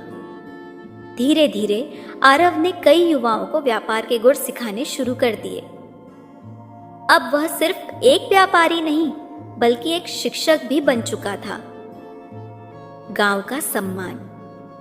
कुछ महीनों बाद गांव के बुजुर्गों ने आरव को बुलाया और एक सभा बुलाई। बेटा, तुमने हमारे गांव के लिए जो किया है वह कोई और नहीं कर सकता था। गांव के मुखिया ने कहा, हमने सोचा है कि अब से इस गांव का नाम तुम्हारे नाम पर रखा जाएगा ताकि आने वाली पीढ़ियां तुम्हारी कहानी से प्रेरणा ले सके। यह सुनकर आरव की आंखों में आंसू आ गए। मैंने यह सब अपने लिए नहीं किया, उसने भावुक होते हुए कहा। मैंने यह इसलिए किया ताकि कोई और मेरी तरह भूखा न सोए, कोई और मजदूर किसी लालची व्यापारी के जाल में न फंसे और हर इंसान को उसके हुनर का असली मूल्य मिले। गांव के लोगों ने तालियां बजाईं। बंसीलाल का नया रूप अब बंसीलाल पूरी तरह बदल चुका था। वह पहले अपने फायदे के लिए व्यापार करता था, लेकिन अब उसने भी सीख लिया था कि व्यापार में ईमानदारी और समाज की भलाई सबसे महत्वपूर्ण होती है। एक दिन वह आरव के पास आया और बोला, तुमने मुझे एक नया जीवन दिया है, अब मैं भी तुम्हारे साथ काम करना चाहता हूँ। आरव ने उसे गले लगा लिया। अब हम सब मिलकर काम करेंगे, उसने कहा। अंतिम निर्णय समय बीतता गया और आरव का व्यापार देश भर में फैल गया। लेकिन अब उसका सपना सिर्फ व्यापार करना नहीं था। वह चाहता था कि हर गांव, हर शहर में ऐसा व्यापारिक केंद्र हो जहां गरीबों को उनकी मेहनत का पूरा फल मिले। मैं अपनी जिंदगी का हर पल समाज के लिए समर्पित करूंगा, उसने ठान लिया। कहानी की सीख। आरव की कहानी हमें यह सिखाती है कि कोई भी व्यक्ति केवल मेहनत और ईमानदारी के दम पर अपनी तकदीर बदल सकता है। सफलता सिर्फ पैसा कमाने में नहीं बल्कि दूसरों की मदद करने में भी होती है। एक साधारण मजदूर से लेकर एक महान व्यापारी बनने की उसकी यात्रा यह साबित करती है कि अगर इंसान सच्चे इरादों के साथ आगे बढ़े तो कोई भी बाधा उसे रोक नहीं सकती। कहानी नंबर 2। कहानी का नाम अज्ञात रास्तों का सफर। सूरज अपनी पूरी तपिश के साथ आसमान में चमक रहा था। रेगिस्तान की रेत इतनी गर्म हो चुकी थी कि नंगे पैर उस पर चलना नामुमकिन था। दूर दूर तक सिर्फ सुनहरा विस्तार नजर आ रहा था, जहां न तो कोई पेड़ था और न ही पानी की कोई उम्मीद। इस तपते रेगिस्तान में दो मुसाफिर तेजी से कदम बढ़ा रहे थे। अयान और रेहान दोनों ही अपनी जान बचाने के लिए भाग रहे थे। उनके कपड़े धूल और पसीने से लथपथ हो चुके थे। दोनों के चेहरे थकान और घबराहट से भरे हुए थे, लेकिन उनके पास रुकने का कोई विकल्प नहीं था। पीछे छूट चुके शहर में अब उनके लिए कोई जगह नहीं बची थी। वहां के लोगों ने उनके खिलाफ साजिश रच दी थी और अगर वे वहां एक पल भी और रुकते तो उनकी जान खतरे में पड़ सकती थी। अयान, जो उम्र में थोड़ा बड़ा था, गंभीर स्वभाव का था। उसकी आंखों में एक अजीब सी गहराई थी, जैसे उसने दुनिया के कई रहस्यों को करीब से देखा हो। रेहान, जो कुछ ही साल छोटा था, उसके चेहरे पर अभी भी बचपन की मासूमियत थी, लेकिन आज के हालात ने उसे अचानक बड़ा बना दिया था। हमें आगे बढ़ते रहना होगा, अयान ने रेहान से कहा, जो अब हाँफ रहा था। लेकिन कितनी दूर? और रेहान ने प्यास से सूखे गले से पूछा। जब तक हमें कोई सुरक्षित जगह नहीं मिल जाती, अयान ने कहा और अपनी पानी की छोटी सी मशक को देखा। उसमें मुश्किल से 2 घूंट पानी बचा था। रेहान ने भी अपनी मशक उठाई, लेकिन वह पूरी तरह खाली थी। उसने उम्मीद भरी नजरों से अयान की ओर देखा, लेकिन अयान ने सिर हिला दिया। हमें इसे बचाकर रखना होगा जब तक हमें कोई और पानी का स्रोत नहीं मिल जाता, अयान ने समझाया। रेहान ने निराशा से सिर झुका लिया और कदम बढ़ाने लगा। जैसे जैसे वे आगे बढ़ते गए, सूरज और भी क्रूर होता गया। उनके पैर अब रेत में धंसने लगे थे, जिससे चलना और भी मुश्किल हो गया था। वे जानते थे कि अगर जल्द ही उन्हें कोई पानी का स्रोत नहीं मिला तो उनकी जान जा सकती थी। कुछ घंटों के बाद जब दोनों लगभग गिरने की कगार पर थे, अयान की नजर दूर कुछ हिलते हुए आकारों पर पड़ी। उसने अपनी आंखें मली और ध्यान से देखा। वहां देखो, उसने उत्साहित होकर कहा। रेहान ने सिर उठाया और सामने देखा। दूर कुछ झंडों जैसे आकार हिल रहे थे। शायद कोई काफिला है, रेहान ने उम्मीद से कहा, या फिर कोई बस्ती। अयान ने कहा, हमें वहां तक पहुंचना होगा, चाहे कुछ भी हो जाए। दोनों ने अपनी बची खुची ताकत जुटाई और उस ओर बढ़ने लगे। रेत में चलना आसान नहीं था, लेकिन उनकी आंखों में एक नई चमक आ गई थी। जैसे जैसे वे करीब पहुंचे, उन्हें एहसास हुआ कि यह कोई काफिला नहीं था। ये कुछ छोटे छोटे तंबू थे जो रेत पर मजबूती से गड़े हुए थे। कोई खाना बदोश कबीला लगता है, अयान ने कहा। अगर यहाँ लोग रहते हैं तो जरूर उनके पास पानी होगा, रेहान ने खुशी से कहा। अयान ने सिर हिलाया और वे तेज कदमों से तंबुओं की ओर बढ़े। जब वे तंबुओं के पास पहुंचे तो उन्होंने देखा कि यह एक छोटा सा खानाबदोश परिवार था। 4-5 तंबू थे और उनके आसपास कुछ बकरियां और ऊंट बंधे हुए थे। एक बूढ़ी औरत जो एक बड़े तंबू के सामने बैठी थी, उन्हें देखती ही खड़ी हो गई। उसके चेहरे पर झुर्रियां थीं, लेकिन उसकी आंखों में एक अजीब सी तेजनी थी। तुम कौन हो? उसने कठोर स्वर में पूछा। हम मुसाफिर हैं, अयान ने सम्मानपूर्वक कहा। हमें पानी चाहिए, क्या आप हमारी मदद कर सकती हैं? बूढ़ी औरत ने उन्हें ऊपर से नीचे तक देखा। उनके फटे हुए कपड़े और धूल से सने चेहरे देखकर वह थोड़ी नरम पड़ी। अंदर आओ, उसने कहा और तंबू के अंदर चली गई। अयान और रेहान ने राहत की सांस ली और तंबू के अंदर गए। अंदर बहुत साधारण सामान रखा था। एक तरफ कुछ ऊनी कंबल रखे थे और दूसरी तरफ एक छोटा सा मिट्टी का चूल्हा जल रहा था। बूढ़ी औरत ने एक मिट्टी का घड़ा उठाया और उसमें से 2 लकड़ी के प्यालों में पानी डालकर उनकी ओर बढ़ाया। रेहान ने बिना समय गंवाए प्याला उठा लिया और एक ही घूंट में पूरा पानी पी गया। अयान ने धीरे धीरे पिया ताकि उसे ज्यादा राहत मिल सके। तुम लोग कौन हो और इस रेगिस्तान में क्या कर रहे हो? बूढ़ी औरत ने पूछा। अयान ने कुछ देर चुप रहकर सोचा। वह अपनी असली पहचान बताने को तैयार नहीं था। हम व्यापारी हैं, उसने झूठ कहा। हमारा काफिला हमसे बिछड़ गया और अब हम रास्ता ढूंढ रहे हैं। बूढ़ी औरत ने उसकी आंखों में झांका, जैसे यह पता लगाने की कोशिश कर रही हो कि वह सच बोल रहा है या झूठ। यह जगह सुरक्षित नहीं है, उसने धीरे से कहा। तुम्हें जल्दी से जल्दी यहाँ से निकल जाना चाहिए। क्यों? अयान ने पूछा। बूढ़ी औरत ने कुछ देर सोचा, फिर तंबू के कोने में रखे एक छोटे से पत्थर को उठाया। यह पत्थर साधारण लग रहा था, लेकिन उसकी सतह पर कुछ अजीब सी आकृतियां उभरी हुई थीं। इस पत्थर को देख रहे हो? उसने पूछा। अयान और रेहान ने सिर हिलाया। यह कोई साधारण पत्थर नहीं है, बूढ़ी औरत ने कहा। यह वर्षों से हमारे पास है, लेकिन यह अपने साथ मुसीबतें भी लाता है। कैसी मुसीबतें? रेहान ने पूछा। कई साल पहले जब यह पत्थर पहली बार मिला, तब से हमारे कबीले के लोग गायब होने लगे, बूढ़ी औरत ने कहा। कभी कोई रेगिस्तान में चला जाता और वापस नहीं आता, तो कभी कोई तूफान में फंस जाता। यह सिर्फ एक पत्थर है, अयान ने कहा, उसे ध्यान से देखते हुए। शायद, बूढ़ी औरत ने कहा, लेकिन जो भी इसे अपने पास रखता है, उसकी जिंदगी हमेशा के लिए बदल जाती है। अयान ने पत्थर को गौर से देखा। उसे नहीं पता था कि यह सिर्फ एक कहानी थी या इसके पीछे कोई सच्चाई थी, लेकिन कहीं ना कहीं उसे इस पत्थर की ओर खिंचाव महसूस हो रहा था। हमें आगे जाना होगा, अयान ने कहा। लेकिन तुम थके हुए हो, बूढ़ी औरत ने कहा। रात यहीं गुजार लो, सुबह चले जाना। अयान और रेहान ने एक दूसरे को देखा। अब उनके पास कोई और विकल्प नहीं था।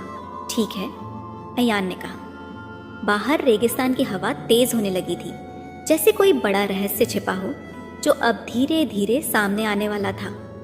रात धीरे धीरे अपनी चादर फैला रही थी। रेगिस्तान में दिन जितना तपता था, रात उतनी ही ठंडी हो जाती थी। तंबू के बाहर हवा के झोंके रेत के छोटे छोटे बवंडर बना रहे थे और दूर कहीं कोई सियार रो रहा था। अयान और रेहान, जो पूरे दिन की थकान से चूर थे, बूढ़ी औरत के तंबू के भीतर बैठे हुए थे। तंबू के अंदर हल्की रोशनी जल रही थी, जो एक छोटे से तेल के दिए से निकल रही थी। यह रोशनी इतनी मंद थी कि तंबू के कोनों में अंधेरा ही बना रहा।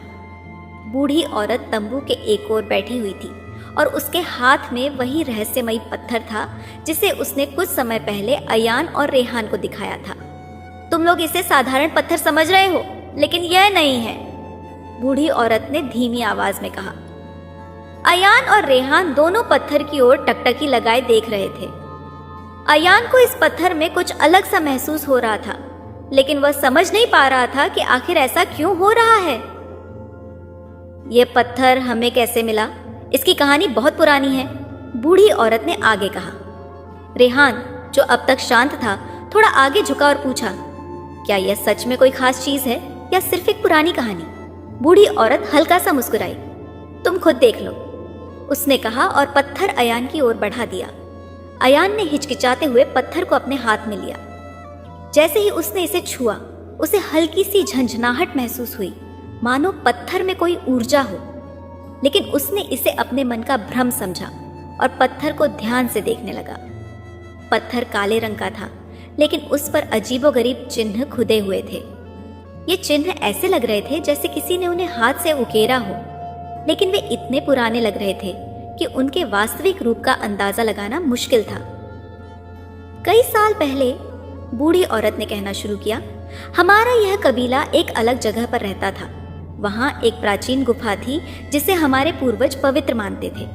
कहते हैं उस गुफा में एक रहस्य छुपा था जिसे सिर्फ सही व्यक्ति ही खोज सकता था।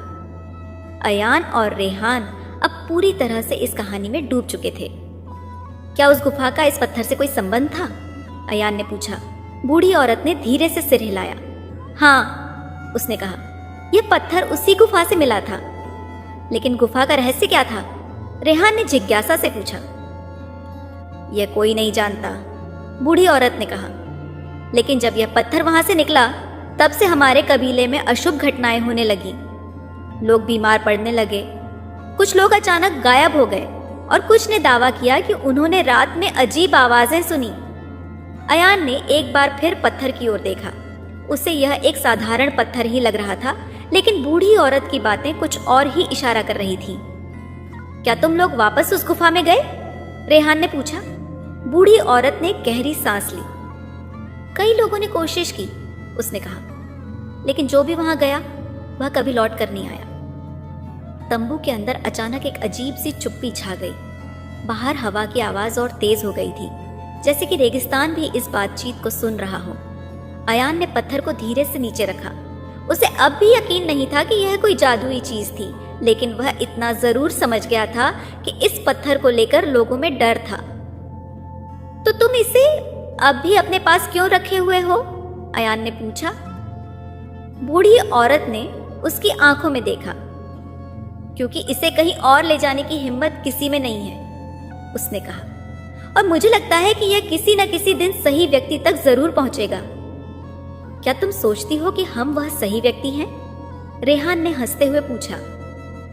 बूढ़ी औरत ने कोई जवाब नहीं दिया। उसने बस एक लंबी नजर अयान पर डाली, जैसे कि वह उसकी आत्मा के अंदर झांक रही हो। अच्छा, अब हमें सो जाना चाहिए, बूढ़ी औरत ने कहा। सुबह जल्दी निकलना होगा।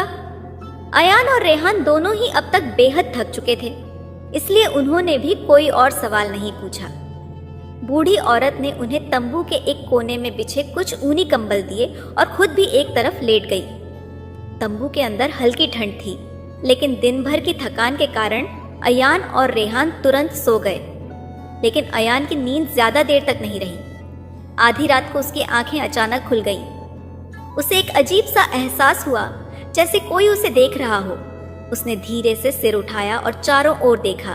तंबू के अंदर सब कुछ सामान्य था। बूढ़ी औरत गहरी नींद में थी और रेहान भी कंबल में लिपटा हुआ सो रहा था। लेकिन तभी अयान की नजर पत्थर पर पड़ी। पत्थर अब भी वहीं पड़ा था, लेकिन अजीब बात यह थी कि उस पर हल्की सी चमक थी। ये चमक बहुत धीमी थी, लेकिन इतनी जरूर थी कि अयान को इसका एहसास हो सके। उसने धीरे से सिर उठाया और चारों ओर देखा। तंबू के अंदर सब कुछ सामान्य था। बूढ़ी औरत गहरी नींद में थी और रेहान भी कंबल में लिपटा हुआ सो रहा था। लेकिन तभी अयान की नजर पत्थर पर पड़ी। पत्थर अब भी वहीं पड़ा था, लेकिन अजीब बात यह थी कि उस पर हल्की सी चमक थी। ये चमक बहुत धीमी थी, लेकिन इतनी जरूर थी कि अयान को इसका एहसास हो सके। उसने धीरे से अपना हाथ बढ़ाया और पत्थर को छुआ। जैसे ही उसकी उंगलियां वो पत्थर से टकराईं, उसे हल्की सी झंझनाहट महसूस हुई। अचानक उसके कानों में फुसफुसाहट सी गूंजने लगी। वह तेजी से पीछे हटा और चारों ओर देखा, लेकिन तंबू में कोई नहीं था। यह मेरा भ्रम है, उसने खुद को समझाने की कोशिश की, लेकिन तभी तंबू के बाहर से किसी के चलने की आवाज आई। अयान ने धीरे से रेहान को हिलाया। उठो, उसने धीरे से कहा। रेहान कराहता हुआ उठा और आंखें मलने लगा। क्या हुआ? बाहर कोई है, अयान ने फुसफुसा कर कहा। रेहान अब पूरी तरह जाग चुका था। उसने भी ध्यान से सुना। बाहर हल्की हल्की सरसराहट हो रही थी, जैसे कोई रेत पर धीरे धीरे कदम रख रहा हो। अयान और रेहान दोनों चुपचाप खड़े हुए और तंबू के दरवाजे के पास गए। अयान ने धीरे से तंबू का पर्दा हटाया और बाहर झांका। उसके सामने जो नजारा था उसे देखकर उसकी सांसें रुक गईं। रेगिस्तान के बीचों बीच तंबू से थोड़ी दूर कोई खड़ा था। वह एक काला साया था जो हल्की चांदनी में धुंधला सा नजर आ रहा था। अयान ने पीछे मुड़कर रेहान को देखा। हम बाहर चलकर देखते हैं। तुम पागल हो क्या? रेहान ने फुसफुसा कर कहा। अगर वे कोई खतरा हुआ तो? अगर हम अभी नहीं देखेंगे तो यह रहस्य कभी हल नहीं होगा, अयान ने कहा। दोनों ने धीरे से कदम बढ़ाए और तंबू के बाहर आ गए, लेकिन जैसे ही उन्होंने आगे कदम रखा वह साया धीरे धीरे पीछे हटने लगा और फिर कुछ ही पलों में वह हवा में विलीन हो गया। अयान और रेहान ने एक दूसरे की ओर देखा। ये सब क्या था? रेहान ने डरते हुए पूछा। अयान के पास इसका कोई जवाब नहीं था, लेकिन वह जानता था कि यह सिर्फ शुरुआत थी। अयान और रेहान तंबू के बाहर खड़े थे। रेगिस्तान की ठंडी हवा उनके चेहरे से टकरा रही थी, लेकिन उनका ध्यान सिर्फ उस रहस्यमयी साए पर था जो कुछ ही पल पहले उनकी आंखों के सामने गायब हो गया था। क्या तुमने सच में उसे देखा? रेहान ने धीरे से पूछा। उसकी आवाज में घबराहट थी। अयान ने सिर हिलाया। हाँ, मैंने देखा। लेकिन वह गया कहां? अयान ने रेगिस्तान की ओर देखा। वहां दूर दूर तक रेत के सिवा कुछ नहीं था। अगर कोई आदमी यहां होता तो उसकी परछाई अब भी नजर आती, लेकिन यहां कुछ भी नहीं था। शायद यह हमारा भ्रम था, रेहान ने घबराए हुए कहा। हम पूरे दिन भूखे प्यासे भटक रहे थे। हो सकता है कि हमारी आंखों ने हमें धोखा दिया हो। अयान को यह बात कुछ हद तक सही लगी, लेकिन वह पूरी तरह इस पर यकीन नहीं कर पा रहा था। अगर यह भ्रम था तो मुझे ऐसा क्यों लग रहा है कि कोई हमें देख रहा था? अयान ने कहा। रेहान ने कोई जवाब नहीं दिया। उसने बस धीरे से अपनी आंखों के सामने हाथ घुमाया, मानो यह देखना चाहता हो कि वह अब भी सच में जाग रहा है या कोई सपना देख रहा है। हमें अंदर चलना चाहिए, रेहान ने आखिरकार कहा। अगर बूढ़ी औरत जाग गई और हमें यूं बाहर खड़े देख लिया तो वह सवाल करने लगेगी। अयान ने भी यही सोचा। वे धीरे धीरे तंबू के अंदर वापस आ गए और बिना कुछ बोले अपनी जगह लेट गए, लेकिन नींद अब कोसों दूर थी। अयान ने करवट बदली और तंबू के एक कोने में पड़े उस रहस्यमयी पत्थर को देखा। हल्की चांदनी तंबू के एक छेद से अंदर आ रही थी और सीधी पत्थर पर पड़ रही थी। वह ध्यान से पत्थर को देखने लगा। कुछ ही देर में उसे महसूस हुआ कि पत्थर की सतह पर बने चिन्ह पहले से ज्यादा साफ दिख रहे थे। ये कैसे हो सकता था? क्या चांदनी के कारण ऐसा लग रहा था या फिर कुछ और था? उसने धीरे से अपना हाथ बढ़ाया और पत्थर को छू लिया। जैसे ही उसकी उंगलियां पत्थर पर गईं, उसे हल्की झंझनाहट महसूस हुई। यह वही झंझनाहट थी जो उसने पहले भी महसूस की थी, लेकिन इस बार ये थोड़ी ज्यादा तेज थी। उसने तुरंत हाथ खींच लिया। उसका दिल तेजी से धड़क रहा था। उसने रेहान की ओर देखा, जो अब तक सो चुका था। उसे इस समय जगाना सही नहीं था।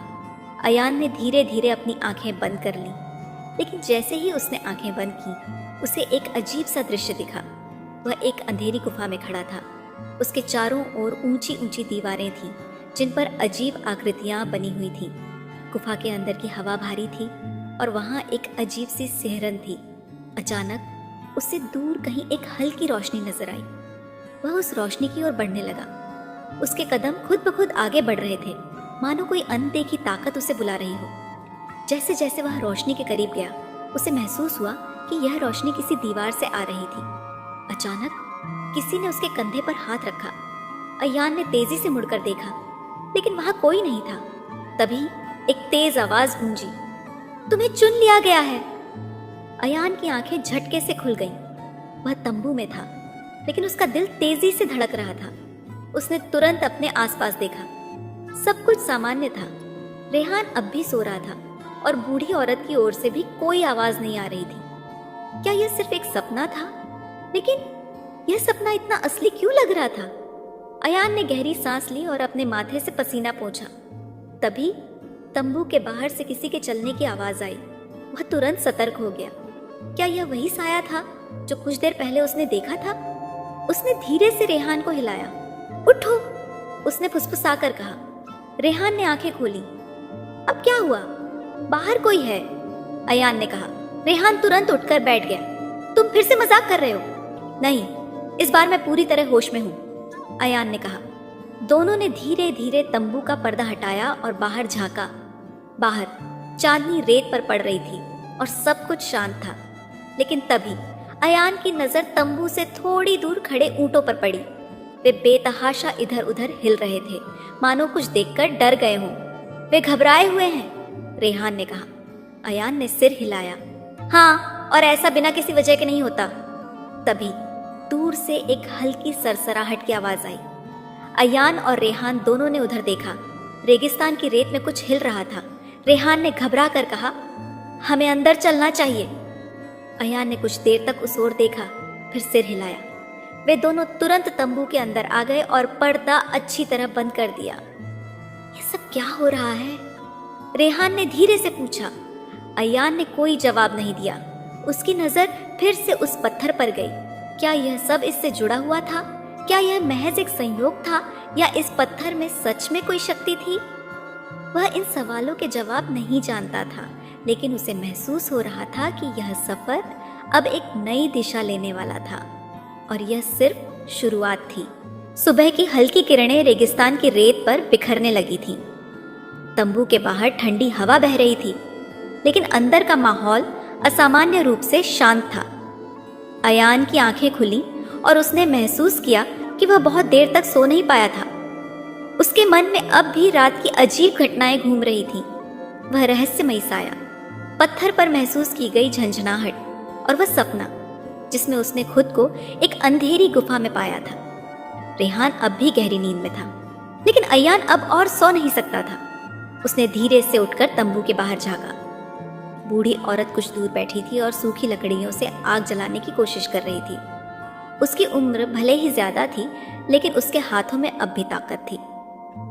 अयान ने कुछ पल सोचा और फिर धीरे धीरे तंबू से बाहर निकल आया। ठंडी हवा उसके चेहरे से टकराई, जिससे उसे हल्की राहत महसूस हुई। उसने बूढ़ी औरत के पास जाकर कहा, क्या मैं आपकी मदद कर सकता हूँ? बूढ़ी औरत ने उसकी ओर देखा और हल्की मुस्कान दी। अगर तुम चाहो तो पानी ला सकते हो, वहां पीछे एक कुआं है। अयान ने सिर हिलाया और पानी लाने के लिए चल पड़ा। कुआं बहुत पुराना था, लेकिन अभी भी उसमें पानी था। अयान ने रस्सी से बाल्टी नीचे डाली और पानी खींचकर एक मिट्टी के घड़े में भरा। जब वह पानी लेकर लौटा तो उसने देखा कि रेहान भी जाग चुका था और तंबू से बाहर आकर उबासी ले रहा था। इतनी जल्दी उठ गए? रेहान ने सुस्ती भरी आवाज में कहा। बहुत कुछ हो चुका है, अयान ने कहा। रेहान ने आंखें मली और सिर हिलाया। हमें अब आगे बढ़ना चाहिए, है ना? हाँ, अयान ने कहा, लेकिन हमें तय करना होगा कि हम किस दिशा में जाएं। बूढ़ी औरत, जो अब आग पर चाय गर्म कर रही थी, उनकी बात सुनकर बोली, अगर तुम सच में आगे जाना चाहते हो तो मैं तुम्हें एक सलाह दे सकती हूँ। अयान और रेहान दोनों उसकी ओर मुड़े। कौन सी सलाह? अयान ने पूछा। तुम्हें उत्तर की ओर जाना चाहिए, बूढ़ी औरत ने कहा। वहां एक पुराना गांव है जिसे लोग अब भुला चुके हैं, लेकिन मुझे याद है कि वहां कुछ लोग आज भी रहते हैं।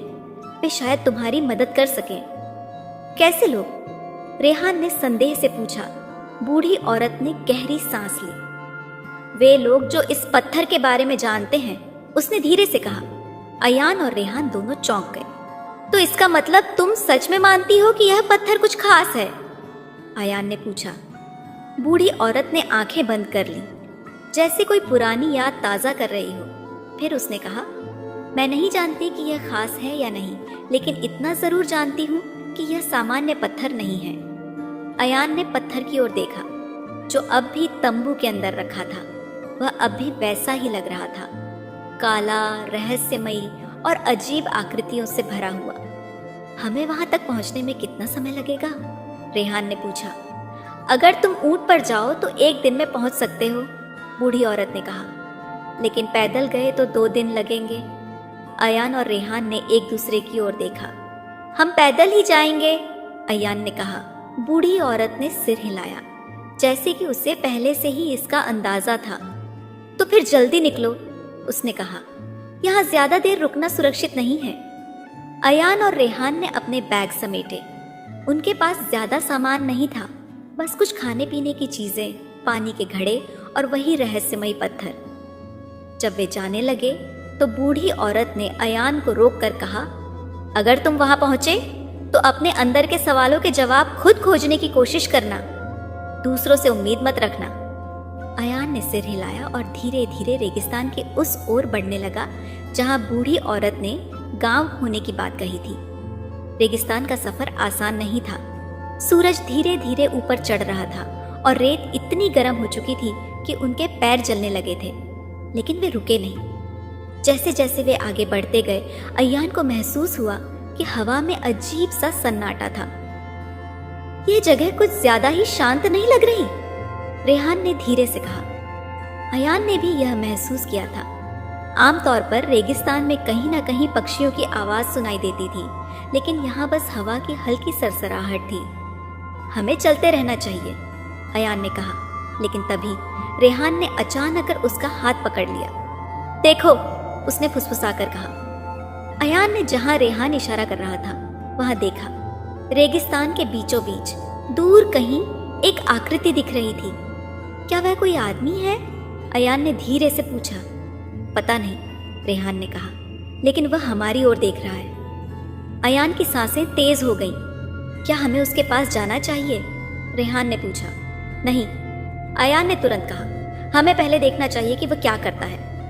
वे दोनों कुछ देर वहीं खड़े रहे और उस आकृति को देखते रहे, लेकिन तभी वह आकृति धीरे धीरे हिलने लगी और फिर वह रेत में गायब हो गई। क्या तुमने ये देखा? रेहान ने हकलाते हुए कहा। अयान ने धीरे से सिर हिलाया। हमें यहाँ से जल्दी निकलना चाहिए, अयान ने कहा। वे दोनों तेजी से आगे बढ़ने लगे, लेकिन उनके मन में अब एक नया सवाल था। क्या यह सच में कोई आदमी था या फिर कुछ और? उनका सफर अभी शुरू ही हुआ था, लेकिन अब यह सिर्फ एक यात्रा नहीं थी, यह एक रहस्य की खोज थी। सूरज अब पूरी तरह से आसमान में चमक रहा था। रेगिस्तान की रेत तपने लगी थी और हर कदम अब भारी लगने लगा था। अयान और रेहान तेजी से आगे बढ़ रहे थे, लेकिन उनके दिमाग में अब भी वह रहस्यमयी आकृति घूम रही थी जो कुछ देर पहले दिखी थी और फिर अचानक गायब हो गई थी। क्या वह सच में कोई आदमी था या हमें भ्रम हुआ? रेहान ने चलते चलते पूछा। अयान ने गहरी सांस ली और कहा, अगर वह कोई आदमी था तो वह इतनी जल्दी रेत में कैसे गायब हो सकता है? और अगर वह कोई भ्रम था तो हम दोनों को एक ही समय पर वह क्यों दिखा? रेहान ने कोई जवाब नहीं दिया। वह भी इस सवाल का जवाब नहीं जानता था।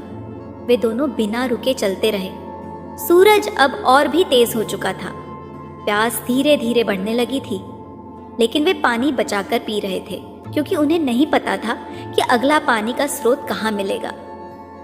कुछ घंटों बाद जब उनकी ताकत लगभग जवाब देने लगी थी, तभी उन्हें दूर कुछ काले धब्बे नजर आए। देखो, अयान ने उत्साहित होकर कहा। रेहान ने आंखें मली और ध्यान से देखा। दूर कुछ छोटे छोटे घर दिखाई दे रहे थे। हम गांव के करीब पहुंच गए हैं, रेहान ने राहत की सांस लेते हुए कहा। अयान ने भी राहत महसूस की, लेकिन उसके अंदर अब भी एक अजीब सी बेचैनी थी। हमें सावधान रहना चाहिए, उसने कहा। वे दोनों धीरे धीरे गांव की ओर बढ़ने लगे। जैसे जैसे वे गांव के करीब पहुंचे, उन्हें महसूस हुआ कि यह गांव कुछ अलग था।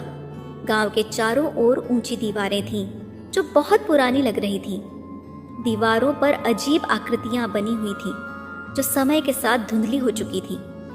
गांव के अंदर घुसते ही उन्हें महसूस हुआ कि यहाँ बहुत कम लोग थे। कुछ ही घरों से हल्की हल्की आवाजें आ रही थीं और बाकी जगह पूरी तरह से सुनसान थी। ये जगह इतनी खाली क्यों है? रेहान ने फुसफुसा कर कहा। अयान ने कोई जवाब नहीं दिया। वह चारों ओर देख रहा था, जैसे कुछ तलाश कर रहा हो। तभी एक बूढ़ा आदमी उनके पास आया। उसकी आंखें धंसी हुई थीं और उसका चेहरा झुर्रियों से भरा था। तुम लोग कौन हो? बूढ़े ने कठोर आवाज में पूछा। हम मुसाफिर हैं, अयान ने विनम्रता से कहा। हम यहाँ पानी और ठहरने के लिए आए हैं। बूढ़े ने उन्हें ध्यान से देखा, फिर धीरे से सिर हिलाया। यहाँ ठहरने की जगह बहुत कम है, उसने कहा, लेकिन अगर तुम चाहो तो मैं तुम्हें अपने घर में जगह दे सकता हूँ। अयान और रेहान ने एक दूसरे की ओर देखा। हम आभारी होंगे, अयान ने कहा। बूढ़ा आदमी उन्हें लेकर गांव की एक संकरी गली से होकर जाने लगा। गली के दोनों ओर पुराने मकान थे, जिनकी दीवारें अब झड़ने लगी थीं। ऐसा लग रहा था कि यह गांव कभी बहुत समृद्ध रहा होगा, लेकिन अब यह धीरे धीरे खत्म हो रहा था। ये जगह इतनी वीरान क्यों लग रही है? रेहान ने धीरे से पूछा। बूढ़े आदमी ने कोई जवाब नहीं दिया। कुछ देर बाद वे एक छोटे से घर के पास पहुंचे।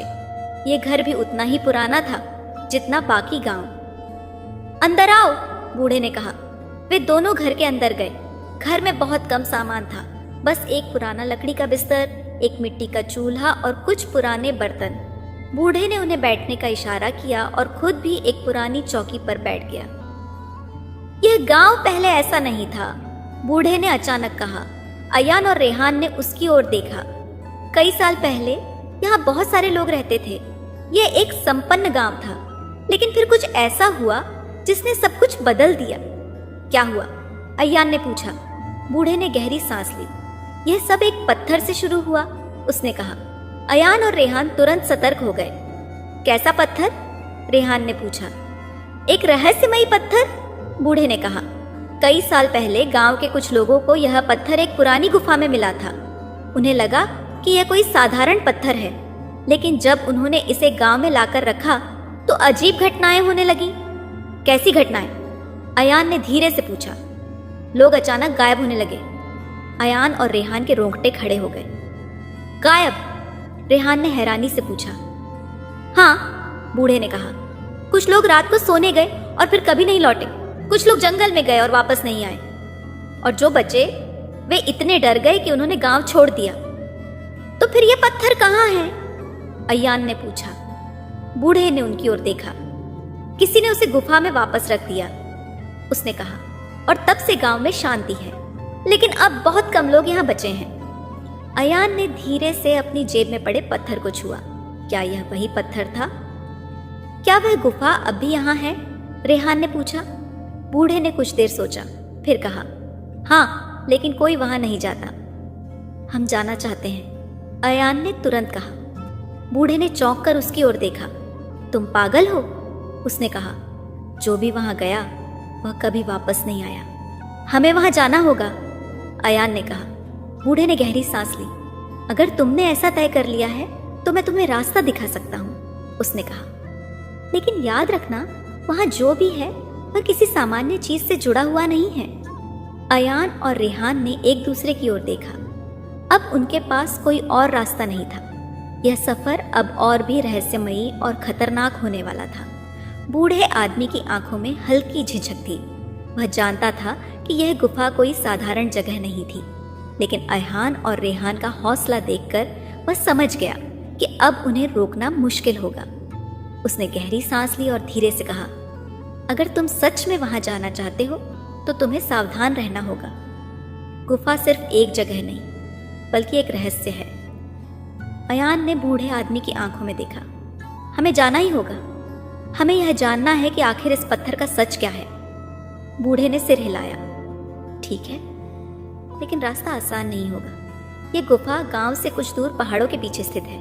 वहां तक पहुंचने में हमें आधा दिन लगेगा, तो हमें तुरंत निकलना चाहिए, रेहान ने कहा।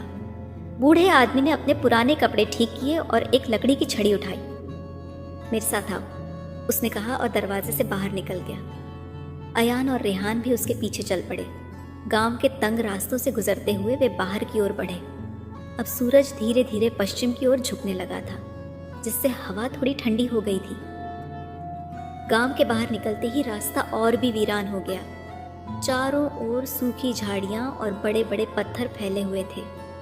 दूर दूर तक कोई इंसान नहीं दिख रहा था। रेहान ने कोई जवाब नहीं दिया। वह भी इस सवाल का जवाब नहीं जानता था।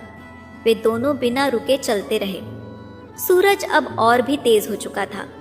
प्यास धीरे धीरे बढ़ने लगी थी, लेकिन वे पानी बचाकर पी रहे थे, क्योंकि उन्हें नहीं पता था कि अगला पानी का स्रोत कहाँ मिलेगा। कुछ घंटों बाद जब उनकी ताकत लगभग जवाब देने लगी थी, तभी उन्हें दूर कुछ काले धब्बे नजर आए। देखो, अयान ने उत्साहित होकर कहा। रेहान ने आंखें मली और ध्यान से देखा। दूर कुछ छोटे छोटे घर दिखाई दे रहे थे। हम गांव के करीब पहुंच गए हैं, रेहान ने राहत की सांस लेते हुए कहा। अयान ने भी राहत महसूस की, लेकिन उसके अंदर अब भी एक अजीब सी बेचैनी थी। हमें सावधान रहना चाहिए, उसने कहा। वे दोनों धीरे धीरे गांव की ओर बढ़ने लगे। जैसे जैसे वे गांव के करीब पहुंचे, उन्हें महसूस हुआ कि यह गांव कुछ अलग था। गांव के चारों ओर ऊंची दीवारें थीं, जो बहुत पुरानी लग रही थीं। दीवारों पर अजीब आकृतियां बनी हुई थीं, जो समय के साथ धुंधली हो चुकी थीं। गांव के अंदर घुसते ही उन्हें महसूस हुआ कि यहाँ बहुत कम लोग थे। कुछ ही घरों से हल्की हल्की आवाजें आ रही थीं और बाकी जगह पूरी तरह से सुनसान थी। ये जगह इतनी खाली क्यों है? रेहान ने फुसफुसाकर कहा। अयान ने कोई जवाब नहीं दिया। वह चारों ओर देख रहा था, जैसे कुछ तलाश कर रहा हो। तभी एक बूढ़ा आदमी उनके पास आया। उसकी आंखें धंसी हुई थीं और उसका चेहरा झुर्रियों से भरा था। तुम लोग कौन हो? बूढ़े ने कठोर आवाज में पूछा। हम मुसाफिर हैं, अयान ने विनम्रता से कहा। हम यहाँ पानी और ठहरने के लिए आए हैं। बूढ़े ने उन्हें ध्यान से देखा, फिर धीरे से सिर हिलाया। यहाँ ठहरने की जगह बहुत कम है, उसने कहा, लेकिन अगर तुम चाहो तो मैं तुम्हें अपने घर में जगह दे सकता हूँ। अयान और रेहान ने एक दूसरे की ओर देखा। हम आभारी होंगे, अयान ने कहा। बूढ़ा आदमी उन्हें लेकर गांव की एक संकरी गली से होकर जाने लगा। गली के दोनों ओर पुराने मकान थे, जिनकी दीवारें अब झड़ने लगी थीं। ऐसा लग रहा था कि यह गांव कभी बहुत समृद्ध रहा होगा, लेकिन अब यह धीरे धीरे खत्म हो रहा था। यह जगह इतनी वीरान क्यों लग रही है? रेहान ने धीरे से पूछा। बूढ़े आदमी ने कोई जवाब नहीं दिया। कुछ देर बाद वे एक छोटे से घर के पास पहुंचे। यह घर भी उतना ही पुराना था जितना बाकी गांव। अंदर आओ, बूढ़े ने कहा। वे दोनों घर के अंदर गए।